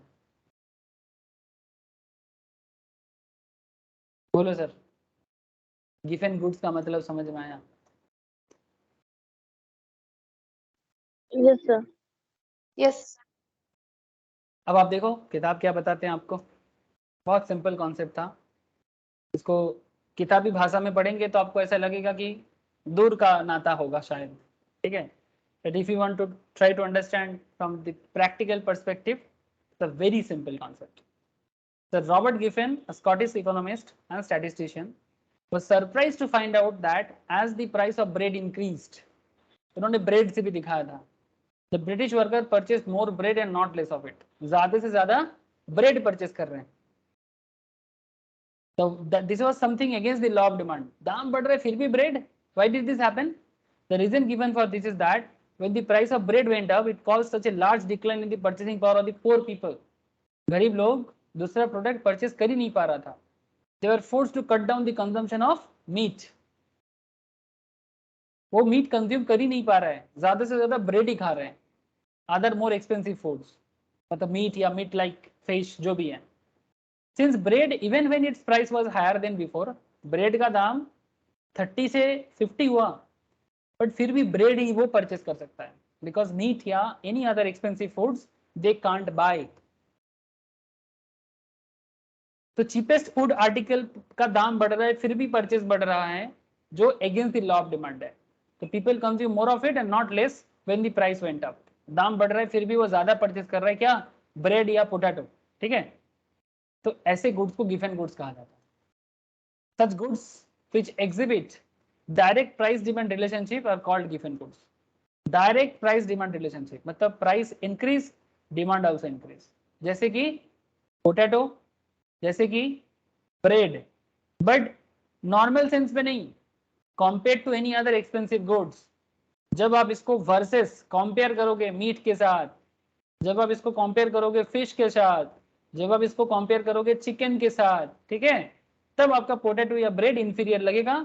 इंफीरियर है, दाम बढ़ रहा है फिर भी डिमांड बढ़ रहा है। इंफीरियर है, दाम बढ़ रहा है फिर भी डिमांड बढ़ रहा है, तो वो गिवन कहलाएगा, ठीक है। Generally these goods which are inferior with no close substitute available and which occupy a substantial place in consumer budget are called given goods. All given goods are inferior goods. सारे के सारे inferior goods given goods हैं, but all inferior goods are not given. Point to be noted sir. अगर आप given हो तो आप inferior बन जाओगे बिकॉज कंपेयर करके, जब आपको मीट के साथ ब्रेड को कंपेयर किया जाएगा, ठीक है, जब चिकन के साथ आलू को कंपेयर किया जाएगा तो वो इंफीरियर ही होगा। तो अगर आप गिवन हो तो आप इंफीरियर जरूर बनोगे, बट इंफीरियर होने का मतलब ये नहीं कि आप गिवन बन जाओगे। समझ में आ रहा है sir? It's a very famous बात, it's a very famous line. All given goods are inferior goods but all inferior goods are not given. मतलब नॉर्मल आलू को आप थोड़ी ना गिवन बोल सकते हो, भले ही आलू कितना भी इंफीरियर लगे, ठीक है, बट जब आप इसको वर्सेस करोगे, कंपेयर करोगे बाकी खाना के साथ, तब ये गिवन बन सकता है। गिवन बनने के लिए कंडीशन फुलफिल होना होगा ना, कि वो सस्ता है, दाम उसका भी बढ़ रहा है, बाकी चीजों का भी बढ़ गया, लेकिन जो कंज्यूमर है वो जो सस्ता प्रोडक्ट का दाम बढ़ रहा है फिर भी उसको परचेस कर रहा है। एग्जाम्पल्स ऑफ गिवन goods are coarse grains like bajra, low quality rice, wheat etcetera. Bread, low quality bread जो मार्केट में बिकता है, ठीक है, ठीक है, जो लेबर लोग डेली कंज्यूम करता है। देखा आप लोगों ने, लेबर लोग देखना आप लोग, वो ब्रेड और उसके साथ हमारे बंगाल में कल्चर है सर, ब्रेड और घुगनी। घुगनी समझते हो? साले नहीं, तुमको घुगनी पता है? अरे मटर का यस सब्जी सर। होता है। तुम लोग क्या Yes, बोलते हो? sir. घुगनी घुगनी बोलते हो? हम लोग चना के सब्जी को घुगनी बोलते हैं। हाँ सर, ठीक है। हमारे बंगाल में घुगनी एंड ब्रेड ये चाय दुकान का बड़ा फेमस रेसिपी है, ठीक है। कि राहुल ठीक बोलती तो? हाँ सर। ठीक है, इट्स अ वेरी फेमस चाय दुकान का, किसी भी टी शॉप में लेबर लोग पसंद करता है बहुत ज्यादा। मैं भी पसंद करता हूँ। अगर आप मुझे लेबर बोलोगे मुझे कोई प्रॉब्लम नहीं है। It's really delicious. ठीक है सर, ऐसा वाला सर ब्रेड मोस्ट होता है। Popular snacks. Most popular snacks, बहुत पॉपुलर है। और उसमें ब्रेड का क्वालिटी इतना अच्छा नहीं होता सर। ठीक है, it's not like this kind of bread, ये थोड़ा महंगा ब्रेड में आ जाएगा। मैं बात कर रहा हूँ ऐसा ब्रेड। ठीक है, दिस काइंड ऑफ। ठीक है, ऑनियन के साथ थोड़ा सा नींबू छिड़क के, भले ही सुनने में लो क्वालिटी हो, बट क्या गजब मजा आता है। ठीक है बड़ा मजा आता है, मुझे तो बहुत मजा आता है। ठीक है, लेबर लोग भी खाते हैं और मुझे भी बहुत पसंद आता है सर। मतलब कई बार मैं घर के फैमिली के साथ जब भी घूमने जाता हूँ कहीं पर भी, तो मैं बोलता हूँ कि मैं तो यही वाला खाना खाऊंगा, तो सबको ही मेरे को चिढ़ाते हैं, बोले तुम लेबर हो क्या। तो बोलते लेबर का बात नहीं है, अच्छा लगता है खा लेते हैं। हाँ वो अलग बात, पेट कभी कभी खराब हो सकता है अगर दुकान अच्छा नहीं हो तो, but otherwise it's really delicious. अब घर में भी ऐसे बना के हम लोग खाते हैं, मेरे को बहुत पसंद आता है। ठीक है, मैं बोल रहा हूँ, आई होप कि कल ही सुबह मैं कोशिश करूंगा ঘুগনি পাউরুটি खाने का। ठीक है चलो ঘরে বানাই স্যার, কিন্তু ওরকম টেস্ট আসে না। ওই দোকানের মতো না, চা দোকানের মতো টেস্ট আসে না, না হ্যাঁ হ্যাঁ, আসে না। যতই চেষ্টা করা হোক, ওই ঘুগনির ওই স্বাদ আর ডিমের অমলেটের স্বাদ কিছুতেই আসে না। কিছুতেই ওটা ওই আসে না। দোকানেই ভালো লাগে। না, चलो सर, सबको पसंद है, not only me. School days में, कॉलेज डेज में सर बहुत खाया, आजकल थोड़ा सा कम खाता हूँ बाहर। ओके, तो आई होप यू अंडरस्टैंड कि गिफ एंड गुड्स का मतलब क्या है। ठीक है, तो फिर एक बात भूलना नहीं है, गिफ एंड गुड्स सस्ता प्रोडक्ट में आता है, इंफीरियर में आता है। मतलब बात यह है कि डिमांड के रूल से अगेंस्ट में कैसे हुआ, ये आपको हमेशा आइडेंटिफाई करना है। गिफ एंड गुड्स क्या है आप तो समझ गए, रॉबर्ट गिफन ने बोल दिया आपको, लेकिन एक बात आपको दिमाग में रखना होगा कि डिमांड का रूल कहते हैं कि दाम कम होने से डिमांड बढ़ता है। लेकिन डिमांड, गिफ एंड गुड्स का क्या, दाम कम हुआ तब डिमांड बढ़ा, दाम बढ़ा फिर भी डिमांड बढ़ा। 30 का पोटैटो 60 हुआ, फिर भी लोग पोटैटो परचेस कर रहा है, because they can't buy chicken. 30 का ब्रेड 50 का हो गया, but they still purchase bread, more bread, पहले से ज्यादा। क्यों? Because they can't buy meat या फिश या पनीर, जिसका जो खाना है, या mushroom, whatever they eat, या फिर एनी वेजिटेबल्स। वेजिटेबल्स महंगे में आ जाता है सर। ठीक है, they can't buy vegetables, they can't buy fish, they can't buy meat, they can't buy paneer. ठीक है, so automatically they need to eat more bread, they need to eat more potatoes, they need to eat more bajra, ragi, this kind of product। रागी थोड़ा महंगा में आ जाएगा, बाजरा थोड़ा सस्ता होता है। बट मैं आपको एक चीज बताऊं, इट्स ट्रू कि बाजरा सस्ता आता है, बट बाजरा का रोटी इज वेरी प्रोटीनियस सर। कभी खाए हो आप लोग बाजरा का रोटी? कभी खाइएगा सर। सर इसको नॉर्मल आटा की तरह बेल नहीं सकते, मतलब नॉर्मल आटा जैसे हम लोग इजीली राउंड कर देते हैं, बाजरा का रोटी इजीली नहीं हो पाता। घर पे पूछेंगे आप लोग किसी को, नॉर्मली नॉर्थ इंडिया में बहुत खाते हैं सर। ठीक है, बाजरा रोटी ना एकदम क्या होते हैं ना, थोड़ा सा इसको आटा के साथ भी कोई कोई मिला के बनाते हैं, बट अगर सिर्फ बाजरा हो तो ये ना हाथ से करना पड़ता है। ये इस तरह का देखने में होता है, ये देखिए, इसको ना हाथ में ऐसे पेस्ट करके बनाया जाता है, और इसको किसी भी सब्जी के साथ, क्या गजब का, और बहुत प्रोटीनियस है सर, बहुत प्रोटीनियस। इवन बहुत लोग, जो लोगों को डायबिटीज वगैरह होता है ना, उनको डॉक्टर भी बताते हैं कि आप मतलब व्हीट के बदले में बाजरा खाओ, क्योंकि बाजरा में ना वो क्या बोलते हैं ना, फैट मटेरियल्स या फिर इस तरह का जो भी चीज़ें जो शरीर को खराब कर सकता है, जो चावल में और आटा में होता है वो बाजरा में नहीं होता है। मतलब फैट लेस भी बहुत बार होता है सर। ठीक है, मतलब फैट लेस भी है, तो it's very delicious as well as, लेकिन हाँ थोड़ा बनाने में मुश्किल होता है, मतलब यू कैन इजीली नहीं बना सकते आप। ठीक है, देख सकते हैं आप, नॉर्थ इंडियन में बहुत पॉपुलर है sir, specially Delhi, Rajasthan, Punjab. Okay sir, हम लोग क्या अभी राजस्थान অনেকে पंजाब, আটার সঙ্গে মিশিয়েও খায় স্যার। यस यस मैं बोला तो कि बहुत लोग आटा के साथ मिक्सअप करके भी खाते हैं। यस, তাকে খাওয়াই খুব, মানে প্রোটিন খুব নাকি। Proteinous as well as health benefit बहुत हैं। जैसे आटा में ग्लूटेन होता है, बाजरा में ग्लूटेन का परसेंटेज बहुत कम होता है। ग्लूटेन मतलब वो जो चीट होता है ना, जो आटा को बेसिकली एक सॉलिडिटी देता है, ये बाजरा में नहीं होता, ठीक है। और gluten is not good for health, ठीक है, मतलब वो हमारे बॉडी के लिए ग्लूटेन अच्छा नहीं होता, इसीलिए मैदा खाने में मना क्यों करता है। Maida is also made from wheat, but maida इतना ज्यादा प्रोसेस हो जाता है, उसके अंदर से फाइबर हट जाता है, ठीक है। और फाइबरलेस खाना खाने से आपके शरीर को पूरा ही मतलब खत्म करेगा। सो मैदा खाना अच्छा नहीं है, इसीलिए मतलब ये कंज्यूम इतना आसानी से नहीं होता, हजम नहीं हो पाता। तो ग्लूटेन फ्री फूड नॉर्मली खाना चाहिए जो गुड फॉर हेल्थ होते हैं, ठीक है। और बाजरा में ग्लूटेन नहीं होता, बाकी हर एक प्रोटीन जो आटा में है वो बाजरा में भी है, ऊपर से ग्लूटेन आप गायब कर देते हो, मतलब ग्लूटेन एक्चुअली बाजरा में नहीं होता। इसीलिए बाजरा आप कभी भी ना, मतलब जब आप बाजरा को बेसिकली ये करोगे ना, मिक्स करोगे, और उसको जब एक पलोथन या फिर ऐसे जिसको हम लोग बंगाली में बोलते हैं ना लेची, लेची देने का, शेप देने का कोशिश करोगे ना, तो बाजरा में शेप नहीं आता, इसलिए उसको हाथ से ऐसे करके ऐसा करना पड़ता है, तभी जाके वो होता है। नॉर्मल आटा को हम ऐसे ऐसे करके बेल सकते हैं, बट बाजरा को नहीं कर पाते। वेरी गुड, मतलब हेल्थ बेनिफिट बहुत है। आजकल सर हम लोग साइंटिफिक खाना खाना भूल गए, सब बेकार का चीज में लाइन लगाते हैं और फिर शरीर खराब करते हैं, और सारा का सारा मेडिसिन पे ही पैसा निकल जाते हैं। ठीक है, चलिए आगे बढ़ते हैं। मेडिसिन का नहीं है बात, हेल्थ का है। मेरा भी सेम प्रॉब्लम है, आजकल थोड़ा समझ में आ रहा है कि क्या कैसा खाना खाना चाहिए। पहले बहुत खराब खराब खाना खा लिए। ओके, तो गिवन गुड्स क्लियर हो गया। आगे बात करते हैं कॉन्स्पिशियस नेसेसिटीज का। कॉन्स्पिशियस नेसेसिटी क्या होता है, ये भी एक्सेप्शन है। मतलब एक्सेप्शन में क्या होता है, डिमांड का अपवर्ड होता है, मतलब दाम बढ़ेगा फिर भी डिमांड बढ़ेगा। Conspicuous necessities, the demand for certain goods is affected by the demonstration effect. ये बहुत ही गजब का चीज है। गजब क्यों? बिकॉज डेमोन्स्ट्रेशन का मतलब ऐसा होता है, आप कभी ऐसा नहीं देखोगे कि भाई अगला बाजरा का रोटी खा रहा है तो मैं भी बाजरा का रोटी खा लूं। कभी ऐसा हुआ है क्या?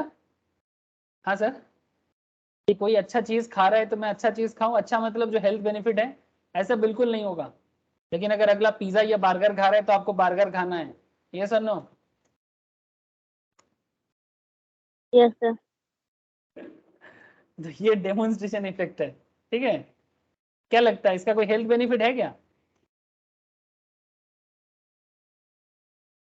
हाँ सर, कोई हेल्थ बेनिफिट नहीं है, कोई हेल्थ बेनिफिट नहीं है। बेनिफिट तो छोड़ो, ऊपर से सब मतलब लॉस ही लॉस है। लेकिन फिर भी हम लोग इसी के पीछे भागते हैं ना। किसका डिमांड ज्यादा है, बाजरा रोटी का या बर्गर का? जल्दी बोलो। बर्गर रेस है। सर बर्गर का। ठीक है, मेरा एक टीचर था सर, मेरे को क्लास में एक दिन बहुत, जब स्टूडेंट थे तो बता रहे थे, बोलते कि जिंदगी में करना क्या चाहिए और क्या नहीं करना चाहिए, इसका अंतर कैसे करेंगे। तो सर ने बोला कि कुछ नहीं करना है, चुपचाप बैठे रहो और एक चीज सोचो, जो करने का मन करता है वो ना करो, और जो करने का मन ना करता है वो करो। You get this point? हाँ सर, मतलब जेटा করতে ইচ্ছা করছে ওটা করো না, আর যেটা করতে ইচ্ছা করছে না ওটা करो। दैट मीन्स बर्गर खाने का मन कर रहा है पर नहीं खाना चाहिए, बाजरा का रोटी खाने का मन नहीं कर रहा है पर वो खाना चाहिए। मतलब ये आपके लिए एक बहुत बड़ा सीख हो सकता है सर, कि जिंदगी में क्या करना चाहिए और क्या नहीं करना चाहिए। जो करने का मन करता है वो नहीं करना चाहिए, वो जो करने का मन नहीं करता है वही एक्चुअली करना चाहिए। तो समझ में आया आप लोगों को? जैसे सर पढ़ाई करना, इंस्टाग्राम पे रील्स यस। देखना। पढ़ाई करना है, इंस्टाग्राम में रील्स नहीं देखना है, लेकिन मन क्या बोलता है कि इंस्टाग्राम में रील्स देखे, है ना? तो वो करना नहीं चाहिए, आपको यस पढ़ना सर। चाहिए, है ना? इट्स लाइक दैट, ठीक है। इट्स जस्ट लाइक दैट, कि जो करने का मन करता है एक्चुअल में वो नहीं करना चाहिए, और जो करने का मन नहीं करता है वही आपको करना चाहिए। मतलब कभी किसी को पूछना मत कि क्या करना चाहिए और क्या नहीं करना चाहिए। मतलब ये बहुत ही कॉमन सेंस में आप समझ सकते हो, जिसके कारण आपका दिल पागल हो जाता है ना। मतलब आम जिंदगी में बात कर रहा हूँ, हाँ सर। मतलब जिस दिन आप अपने माइंड को कंट्रोल कर लोगे और आपको पता है कि आपको बाजरा रोटी ही खाना है, तो मतलब आप सही रास्ते में हो।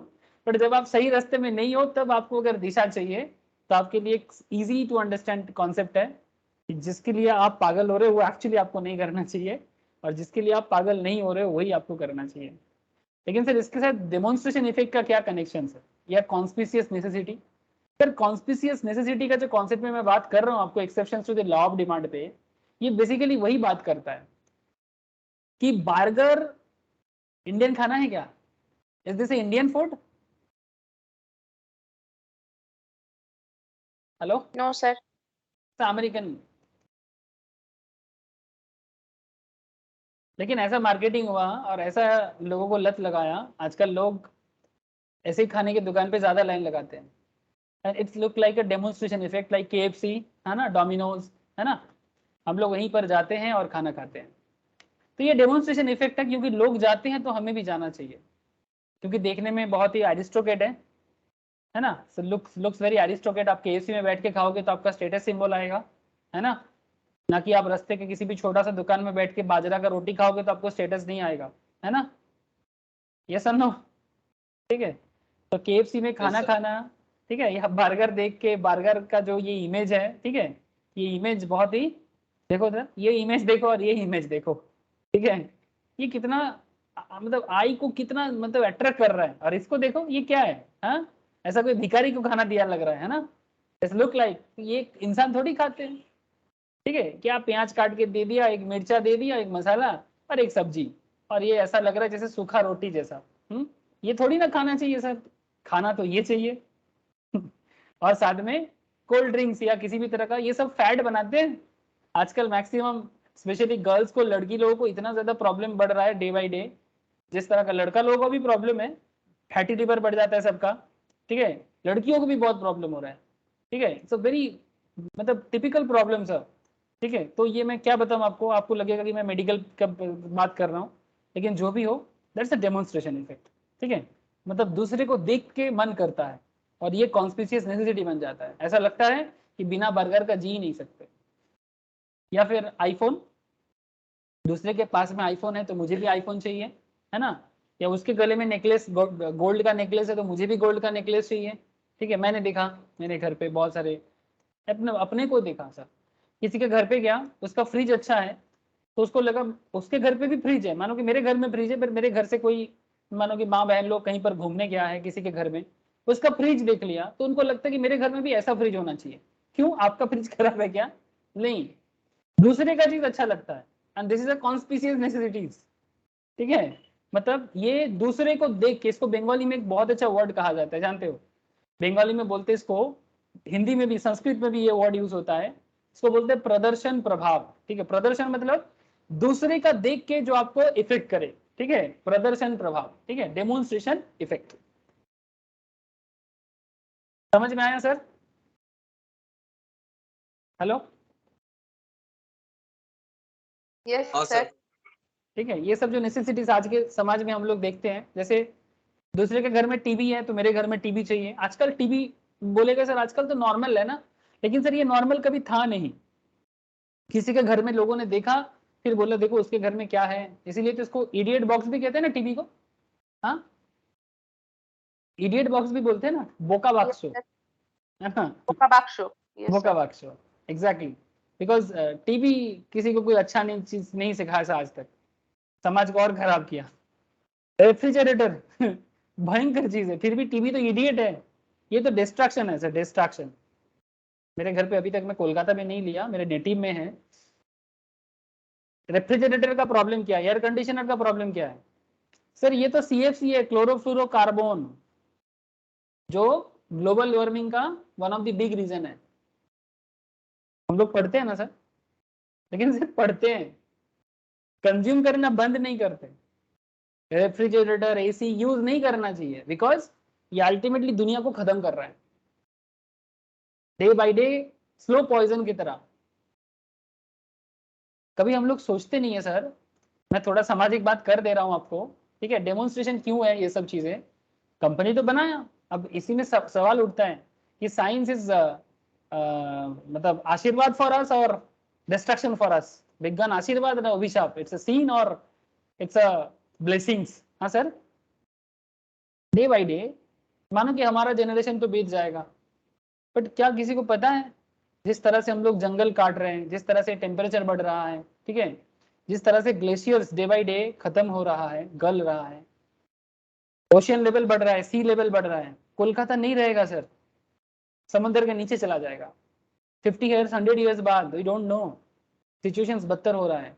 हो सकता है अनादर राजस्थान क्रिएट हो जाए, मतलब थर डेजर्ट क्रिएट हो जाए इस एरिया में, कुछ भी हो सकता है, बिकॉज एनवायरनमेंट को प्रोटेक्ट तो छोड़ो, हम लोग डे बाई डे एनवायरनमेंट को और खत्म कर रहे हैं, जो भी हो, but that's a demonstration effect, या फिर कॉन्स्पिशियस नेसेसिटीज बढ़ रहा है। बट ये भी क्या हो गया सर, दाम ज्यादा भी हो तो भी लोग परचेस करते हैं। आप मुझे बताओ ना, क्या एसी जरूरी है? कोई जरूरत नहीं है, कोई जरूरत नहीं है, ट्री का जरूरत है, यस और नो? ट्री का जरूरत है, ट्री रहेगा तो नेचुरल रहेंगे, गर्मी में भी, फ्लड में भी, और हर किसी चीज में। खाने के लिए भी ट्री चाहिए होता है, ट्री फल देता है तो हम लोग को खाना मिलता है, इन्फ्लेशन को भी कम कर पाएंगे। लेकिन हमें ट्री नहीं एसी चाहिए, ट्री काटो एसी लगाओ, ठीक है, लगाते जाओ, कोई प्रॉब्लम नहीं है, ठीक है। तो सर कहने का मतलब ये है कि इसका दाम ज्यादा है, ठीक है, 50,000 60,000 खर्चा करते हैं हम लोग, मैं बोल रहा हूं तो मैं बाहर नहीं हूं इसका, लेकिन हम लगाते हैं, दाम ज्यादा हो कम हो फर्क नहीं पड़ता, यस, कम के बारे में तो सोचते नहीं है, ज्यादा है फिर भी लगा लेते हैं। तो ये exception to the law of demand हो गया। तो फोर्थ पॉइंट पे आ जाऊं, फ्यूचर एक्सपेक्टेशन अबाउट प्राइस, ये भी लॉ ऑफ डिमांड के एक्सेप्शंस पे है। फ्यूचर में दाम कम होगा, फ्यूचर में दाम कम होगा तो अलग बात, लेकिन हम बात करेंगे किसी भी प्रोडक्ट का, जैसे शेयर मार्केट। शेयर मार्केट में क्या होता है, अगर आपको लगता है, जैसे मैंने मैंने और मेरे कुछ स्टूडेंट्स ने रिसेंटली एक बहुत अच्छा शेयर परचेस किया, शेयर का क्या ग्रोथ है मैं आपको बता सकता हूँ। जैसे जब परचेस किया था 2 मंथ्स पहले, ठीक है, रिसेंट है इसलिए बोल रहा हूँ सर, 2 मंथ्स पहले हम लोगों ने ये अदानी विल्मर क्लास में भी डिस्कशन किया था, और ये शेयर हम लोगों ने परचेस किया था सर 230 में, 2 मंथ्स बैक। सर अभी 843 चल रहा है एक शेयर का दाम, 2 मंथ्स में पर शेयर 600 रुपीज पर शेयर का प्रॉफिट है।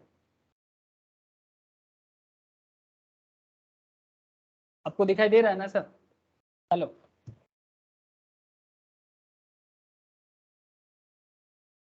मतलब जिसने 100 शेयर खरीदा उसने 600 करके कितना कितना कमा लिया सर?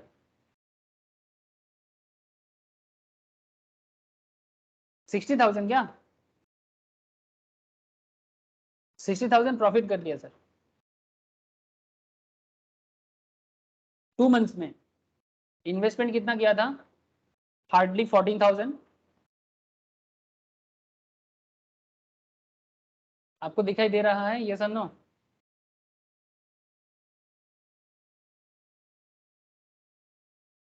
राहुल, मिसेस बनर्जी, शालिनी, दिखाई दे रहा है कि नहीं? हाँ सर। हाँ सर। हाँ। ओके, नाउ इसके साथ इस पॉइंट का क्या कनेक्शन है सर? ये exception to the law of demand है। इसमें observe that when the prices are rising, household expecting that price in future will even be higher, और दाम बढ़ेगा, तो they tend to buy larger quantities of such commodities. मतलब future में दाम बढ़ेगा तो आज डिमांड बढ़ जाता है, तो दाम बढ़ेगा ये सोच के डिमांड आज बढ़ जाता है। जैसे कि जब शेयर मार्केट में भी मैंने इसी कॉन्सेप्ट को यूज किया, दाम फ्यूचर में बढ़ेगा तो सस्ते में परचेस कर लो, ठीक है, that is the concept of share market. आप जितने सस्ते में परचेस कर पाओगे उतने अच्छे में रहोगे, ठीक है, क्योंकि फ्यूचर में दाम बढ़ेगा तो उसका डिमांड आज बढ़ जाता है। ये not just in case of share market but also in case of normal commodity. अगर आपको पता चलता है पेट्रोल का दाम बढ़ जाएगा तो लोग क्या करते, पेट्रोल के लाइन लगाते कि नहीं लगाते, है ना? पहले बहुत दिखता था सर। हाँ सर। हाँ, पेट्रोल का दाम 90 चल रहा है, अगर पता चलेगा कि 2 दिन बाद 100 हो जाएगा तो गाड़ी एकदम लाइन लग जाता है, खचाखच भर जाता है पेट्रोल पंप पे। तो दैट इज ऑल्सो, तो अनदर पॉइंट क्या हो गया सर, हम लोग इतना जानते हैं कि डिमांड कब डाउनवर्ड होता है ना? बट अभी मैं जो आपको बात कर रहा हूँ इसमें डिमांड कब अपवर्ड हो रहा है और प्राइस बढ़ रहा है, प्राइस इंक्रीजिंग, फिर भी डिमांड इंक्रीजिंग, ठीक है, जो एक्सेप्शन है। तो these are the very very important point for exception to the law of demand, याद रखिएगा। वेवलेन इफेक्ट, कॉन्स्पिशियस गुड्स भी बोला जाता है, Giffen goods, conspicuous necessities, future expectation about prices, incomplete information and irrational behaviour, ये भी एक कारण होता है आप ज्यादा दाम देके परचेस करके लाते हो। अगर आपको प्रॉपर नॉलेज नहीं है ना, बार्गेन पावर नहीं है आपका, बार्गेन पावर समझते हो? अगर कभी आप न्यू मार्केट, हाथी बागान, कोलकाता का बड़ा फेमस मार्केट है सर, न्यू मार्केट, हाथी बागान, हाथी बागान पर, एस्प्लेनेड। हाँ दरदाम हाँ बोलो, हाँ बोलिए। दौरदाम, के दर एग्जैक्टली एग्जैक्टली, आपका बार्गेनिंग पावर होना चाहिए, और बार्गेन पावर तब आता है जब आपका मार्केट नॉलेज हो, ठीक है। जैसे मैंने जब कॉलेज डेज में था, मेरे को एक पता है, न्यू मार्केट में ना बहुत बैग मिलता है, ठीक है, अच्छा अच्छा बैग मिलता है, लेडीज के लिए भी, जेंट्स के लिए भी, कॉलेज बैग भी बहुत अच्छा अच्छा मिलता है,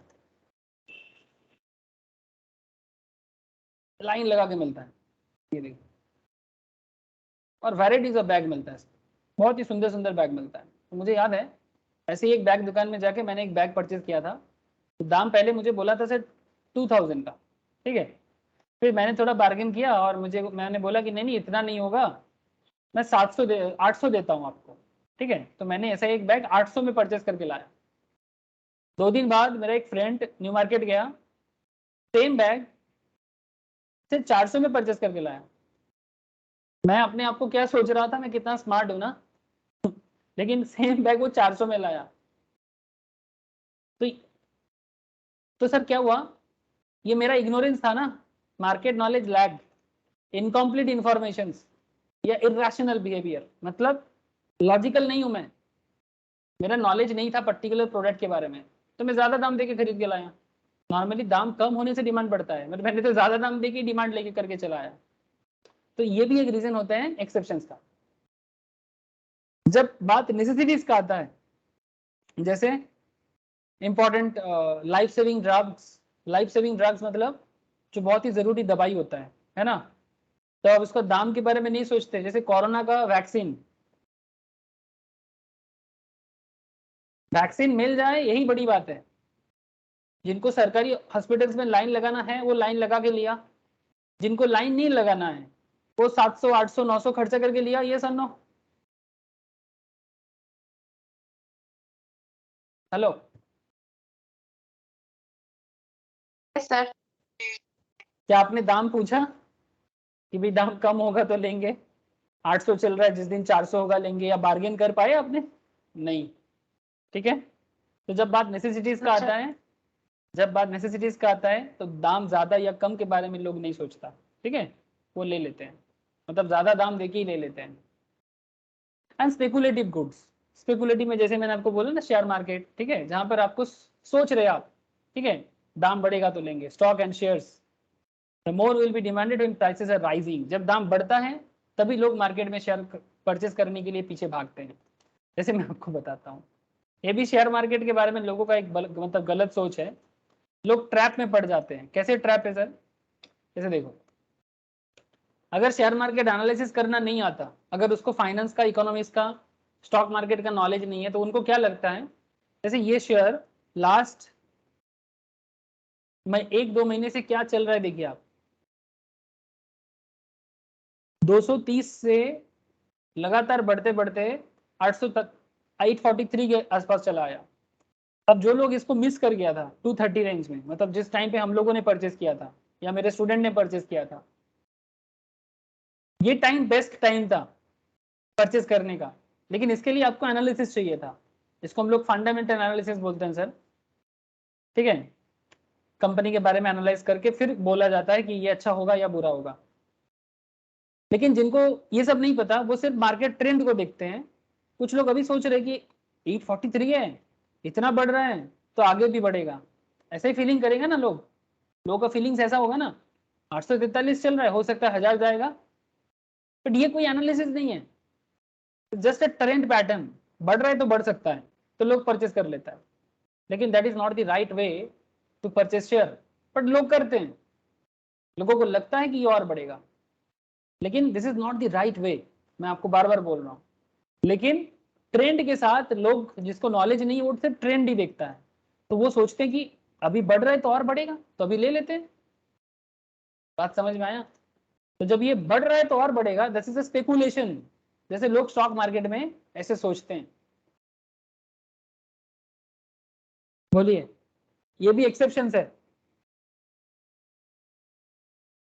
समझ आया?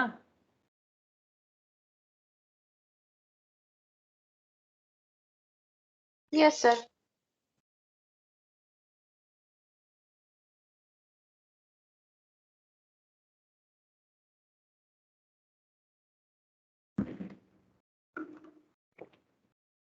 तो एग्जैक्टली इतना देर से मैंने आपको exception to the law of demand समझाया। पॉइंट तो छोटा सा था, बट हर एक पॉइंट के अंदर मतलब बॉम्ब था सर, बॉम्ब। मतलब समझो तो कितना कुछ, ना समझो तो कुछ नहीं, बस कुछ पॉइंट्स। ठीक है, so if you really want to understand exceptions, तो ये था हार्डकोर एनालिसिस। अब सर डिमांड रिगार्डिंग और भी पॉइंट्स है, एक बात याद रखिएगा, exceptions to the law of demand opposite होता है सर। हाँ, मतलब डिमांड का कैसे देखने में होता है एक्सेप्शंस के केस में, जस्ट लाइक दिस। ऐसा क्यों? नॉर्मली क्या होता है, दाम ये ओरिजिन है, और इधर अगर क्वांटिटी डिमांड देते हो 1 यूनिट, 2 यूनिट, 3 यूनिट, 4 यूनिट, इधर अगर आप प्राइस शो करोगे 10 টাকা, 20 টাকা, 30 টাকা, 40 টাকা, ठीक है, जैसे जैसे दाम बढ़ेगा वैसे वैसे डिमांड बढ़ेगा। ठीक है, दाम जब 10 টাকা कितना क्वांटिटी लोगे, एक क्वांटिटी। दाम जब 20 টাকা कितना क्वांटिटी लोगे, 2 यूनिट। दाम 30 টাকা और ज्यादा ले लोगे, दाम 40 টাকা हो जाएगा तो और ले लोगे। क्यों? क्योंकि आपका फीलिंग्स ही कुछ ऐसा है, आपका फीलिंग्स ही कुछ ऐसा है कि दाम ज्यादा है तो अच्छा है। ओके सर, समझ आया?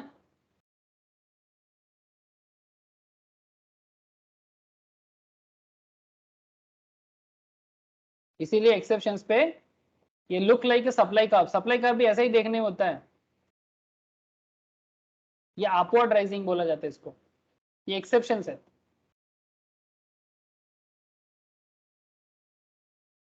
राहुल, शालिनी, मिसेस बैनर्जी, बोलिए।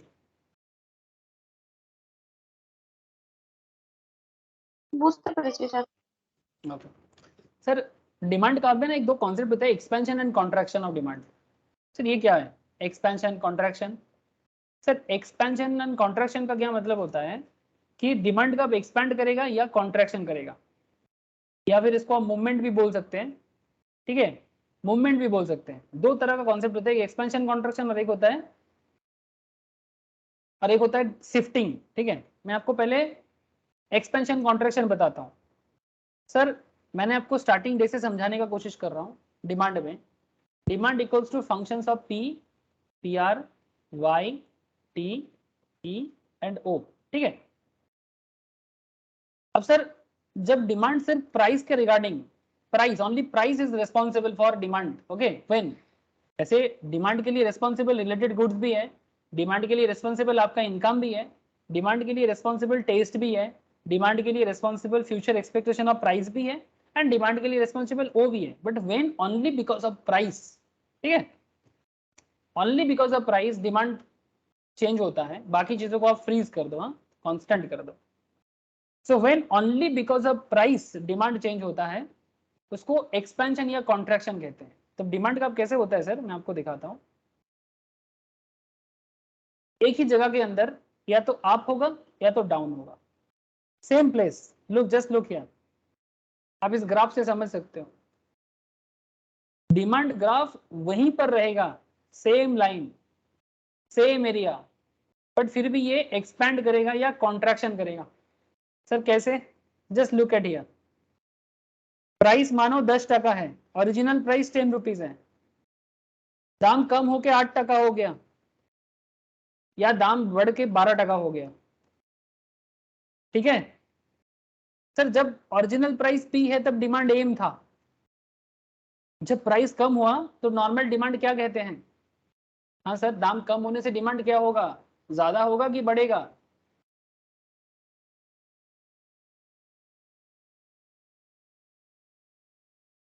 बताइए ना। जब प्रोडक्ट का प्राइस कम होता है तो डिमांड बढ़ता है कि घटता है? नॉर्मल सिचुएशंस में, एक्सेप्शंस भूल जाओ, अभी एक्सेप्शंस पॉइंट बता दिया आपको। डिमांड बढ़ सर। एकदम से डिमांड तो बढ़ेगा, डिमांड बढ़ता है। बढ़ जाएगा। देखो बढ़ गया, एम से डिमांड बढ़ के एन में आ गया, है ना? This is called expansion. इसको क्या बोलेंगे सर? एम से एन पे आना is called expansion of demand. अब अपोजिट, प्राइस 10 था 12 हो गया, डिमांड क्या होगा?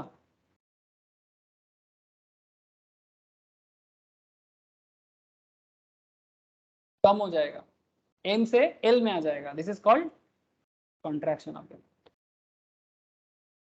ठीक है, बोलो। इसको मूवमेंट भी कहते हैं sir. This is also called, मतलब ये जो दोनों तरफ होते हैं ना, एक ही जगह में है, एक बार बढ़ रहा है एक बार घट रहा है, this is also called movement,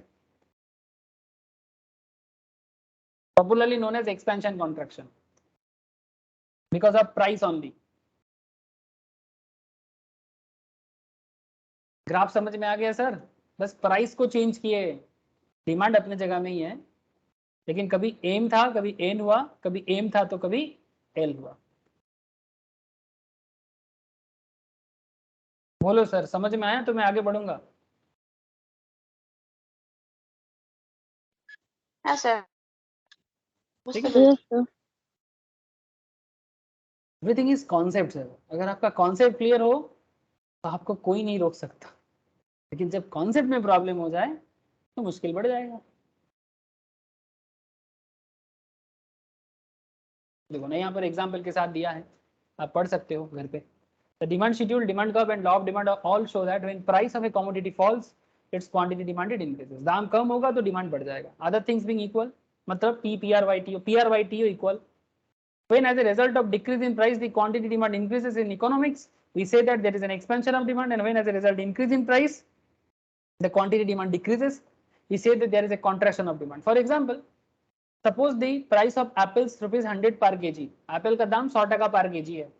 Consumer buys 1 kg at that price. Now, if the other things such as income, price of other goods, taste and the consumer remain same, ये सब एक जगह में, आपका इनकम जैसा था वैसा ही है, अदर गुड्स का दाम मतलब एप्पल की जगह ऑरेंज का दाम या नाशपाती का दाम या फिर अमरूद, ठीक है, एप्पल का सब्स्टिट्यूट क्या क्या हो सकता है? हाँ, ऐसे एप्पल का कोई सब्स्टिट्यूट नहीं हो सकता, बट फिर भी अगर घर मार्केट में एप्पल नहीं मिल रहा है तो आप गुआवा ले लो। सर मैं आपको बताता हूँ, एप्पल से भी फायदेमंद है गुआवा। एप्पल तो सिर्फ कश्मीर और हिमाचल वगैरह में ही मिलता है इंडिया में, बट गुआवा मोटा मोटी सारा भारत में मिलता है। ये सुनो, क्योंकि एप्पल बनने के लिए ठंडा वेदर चाहिए, गुआवा के लिए ठंडा वेदर नहीं चाहिए, ठीक है? तो एप्पल ओनली इन हिमालयस और foreign countries, but guava in all rest of the place, ठीक है? तो मैं तो नॉर्मली गुआवा पसंद करता हूँ, अगर एप्पल से भी ज्यादा फायदेमंद है, ठीक है?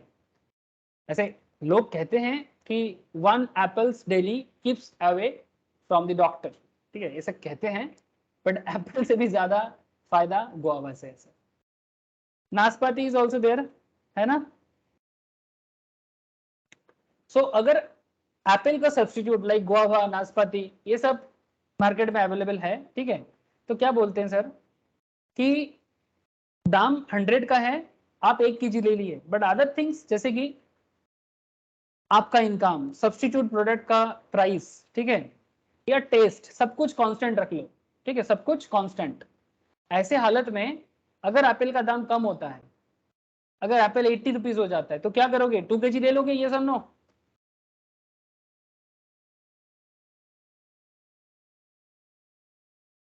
हेलो, 100 का एप्पल अगर 80 आ जाए तो ज्यादा लोगे कि नहीं लोगे? बेसी किनबे सर। Yes sir. तो that is called expansion, that is called expansion. और क्या, एक्सपेंड हो गया। मैं आपको अभी ग्राफ में भी दिखाया। लेकिन 100 का एप्पल अगर 150 हो जाए तो क्या करोगे? ½ किलो लेके आओगे ना, অল্প Yes, কিনবে কিনবে কিনা স্যার? है ना? या तो ½ किलो या फिर नहीं लेगा कुछ भी। कॉन्ट्रैक्शन हो जाएगा डिमांड पे। हाँ लेगा, घर पे बच्चे लोगों के लिए लेगा जरूर, बट कम लेगा, बिकॉज बजट प्रॉब्लम करेगा, बाकी चीज भी तो खाना है। तो this is actually called contraction and expansion in demand. Okay, इसको ग्राफिकली भी आपको मैंने दिखाया। इसको increase in decrease in demand भी कहा जाता है। ठीक है, डिमांड इंक्रीज भी करता है, डिक्रीज भी करता है, सेम कंडीशंस पे होता है। नहीं सॉरी, इसको एक्सपेंशन कॉन्ट्रैक्शन बोलते हैं। इंक्रीज डिक्रीज थोड़ा अलग होता है, मैं आपको बताता हूँ आगे। देखो इंक्रीज डिक्रीज कैसे काम करता है, इसको शिफ्टिंग भी बोलेंगे, इंक्रीज डिक्रीज को शिफ्टिंग भी बोलेंगे। ध्यान से देखिएगा। Till now we assume that other determinants of demand remain constant when we are analyzing the demand for a commodity. It should be noted that expansion contraction of demand takes place as a result of change in price, while other determinants of price जैसे कि income, taste, propensity to consume मतलब purchasing power, price of related goods सब constant है। मतलब मैं आपको बार बार जो function दिखाता हूँ, demand equals to functions of P, PR, Y, T, E, O। ठीक है, जब मैंने आपको एक्सपेंशन कॉन्ट्रैक्शन बताया, बाकी चीजों को कांस्टेंट करके सिर्फ प्राइस को चेंज किया।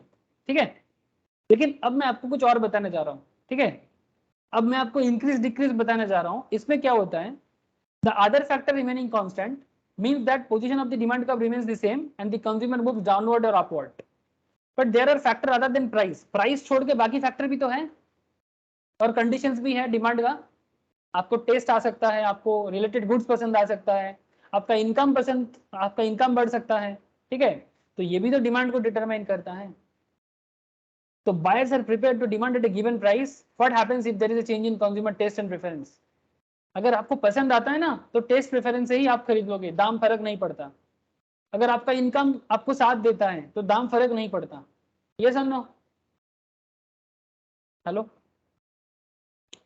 जैसे दुकान में जब पूजा के टाइम पे शॉपिंग करने के लिए जाते हैं, अगर कोई चीज पसंद आता है, 500 टका एक्स्ट्रा देके खरीदने में क्या प्रॉब्लम होता है क्या? हम लोग लेके ही आते हैं ना घर। Please tell me. Yes sir.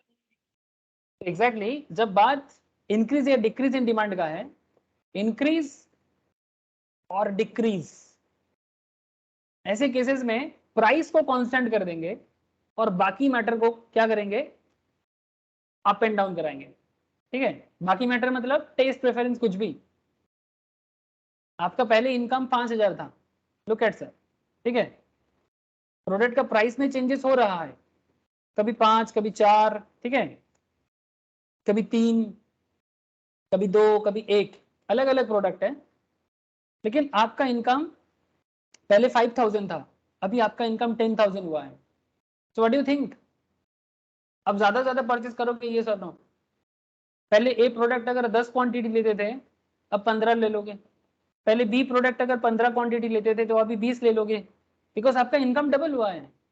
ऐसा हम लोग करते हैं कि नहीं करते? जब इनकम बढ़ता है तो खर्चा बढ़ाते हैं कि नहीं बढ़ाते? बोलिए ना।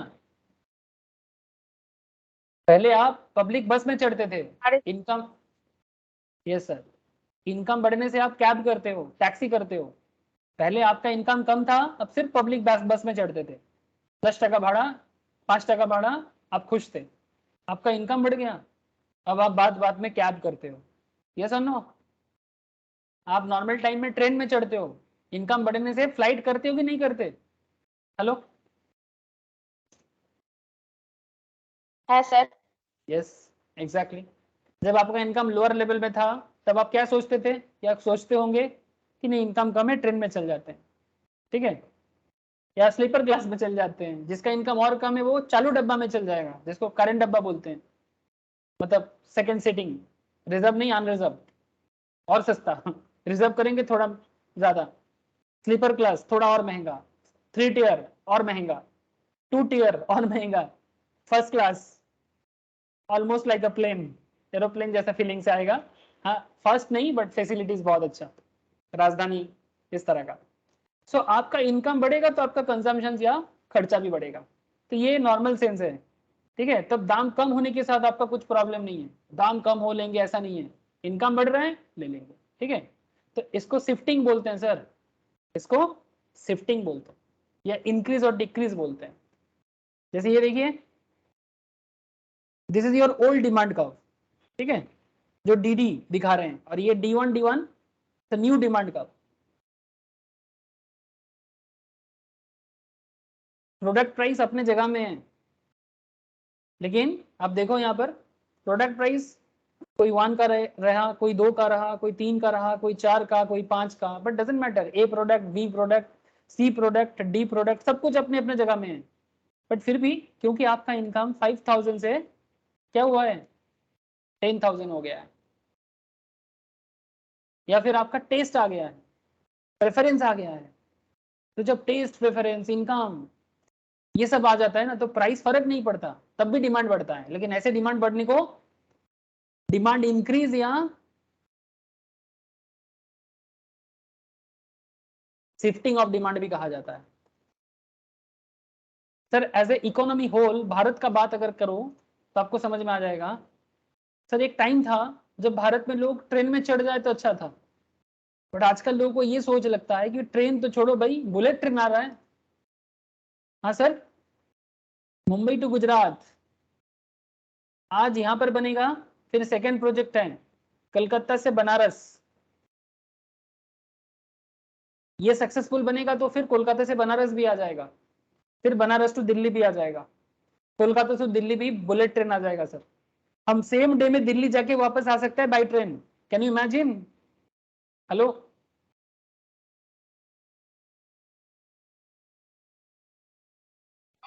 ফ্লাইটের সমান স্যার। फ्लाइट से भी, हाँ almost like a flight, flight से भी सस्ता हो सकता है, या फिर फ्लाइट के इक्वल हो जाएगा। ठीक है, same to same, same day में दिल्ली जाके वापस। सर ये क्यों होगा? ऑलरेडी दिल्ली मुंबई अहमदाबाद वाला रूट बन गया, ऑलमोस्ट 2025 में चालू हो जाएगा। सर इस एरिया को इसलिए चूज किया गया बिकॉज दिस एरिया भारत का सबसे रिच एरिया माना जाता है, मतलब यहाँ पर लोगों का पैसा सबसे ज्यादा है, तो जो भी कंपनी चलाएगा यहाँ पर बुलेट ट्रेन, वो टिकट सेल होगा उसका। सेकंड बोला गया है मुंबई टू बैंगलोर, ये भी एक बहुत ही अच्छा रूट बनेगा, लेकिन ईस्ट इंडिया को भी कुछ गिफ्ट देना है सरकार की तरफ से, इसलिए कोलकाता दिल्ली रूट भी है। बट गवर्नमेंट का अच्छा है कि मुंबई टू बैंगलोर करें, क्योंकि बहुत ज्यादा ट्रैफिक है, मतलब बिजनेस क्लास लोग बहुत ज्यादा है। सो इस तरह से सर ऐसा क्यों हो रहा है? बिकॉज लोगों का इनकम बढ़ रहा है, लोगों का टेस्ट बदल रहा है, तो इंडियन इकोनॉमी बदल रहा है। This is called shifting in economy, shifting demand of the economy. अभी सिर्फ ट्रेन से बात नहीं बनेगा, मतलब सुपर डुपर ट्रेन चाहिए, सुपर डुपर ट्रेन चाहिए।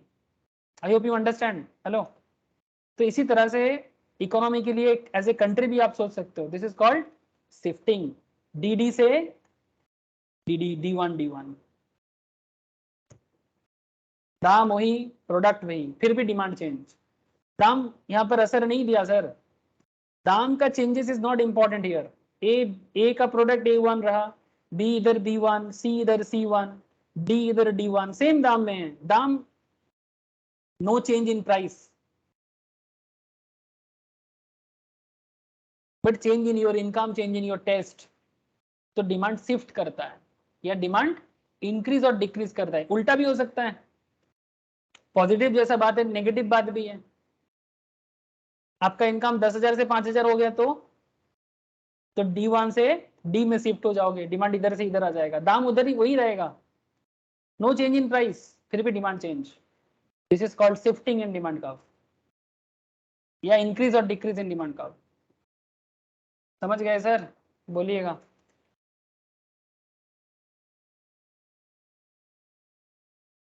Yes sir. ठीक यस है, सर। ये देखिए यहाँ पर अलग अलग इमेज में दिखाया गया है। प्राइस अपने जगह में है ना, price constant, no change in price, मतलब डिमांड जो डिटर्मिनेशन होता है functions of P, PR, Y, T, E, O, इसमें प्राइस कांस्टेंट, बाकी चीज वेरिएबल हो सकता है, income, taste, future expectation, anything, कुछ भी हो सकता है। तो जब राइटवर्ड शिफ्ट होता है मतलब इंक्रीज, जब लेफ्टवर्ड शिफ्ट होता है तब डिक्रीज। ठीक है, लेफ्टवर्ड शिफ्ट कब होता है? जब आपका इनकम घटता है, जब आपका टेस्ट मतलब नहीं आता है, ऐसा कुछ भी रीजन हो सकता है, ठीक है। तो increase in demand, decrease in demand, इसको शिफ्टिंग भी बोला जाता है। डिमांड कब शिफ्ट कर जाता है ना, D1 से D2 में शिफ्ट हो गया, D1 से D2 में शिफ्ट हो गया, D2 से D1 में शिफ्ट हो गया, this is also called shifting in demand curve. तो मैंने आपको एक्सपेंशन कॉन्ट्रैक्शन भी समझा दिया और शिफ्टिंग भी बता दिया, ठीक है सर। नेक्स्ट हमारा काम रहेगा नेक्स्ट क्लास में, बहुत ही इंटरेस्टिंग कैलकुलेशन के साथ बताएंगे इलास्टिसिटी ऑफ डिमांड, ठीक है। अच्छा शालिनी को मैं बताऊंगा, शालिनी सामने एग्जाम है तुम्हारा इसलिए बोल रहा हूँ, जो क्लास का जो लिंक मैंने आपको शेयर किया ना उसके अंदर आपको ये शिफ्टिंग और सॉरी इलास्टिसिटी ऑफ डिमांड और सप्लाई का आपको क्लास मिल जाएगा, ठीक है। इकोनॉमिक्स का जो लिंक मैंने शेयर किया वहां पर आपको मिल जाएगा, आप एक बार उसको रिवाइज कर लेना, ठीक है। Okay sir. ओके ठीक है, इतना ही है आज। Okay Shalini, bye sir. Okay bye sir.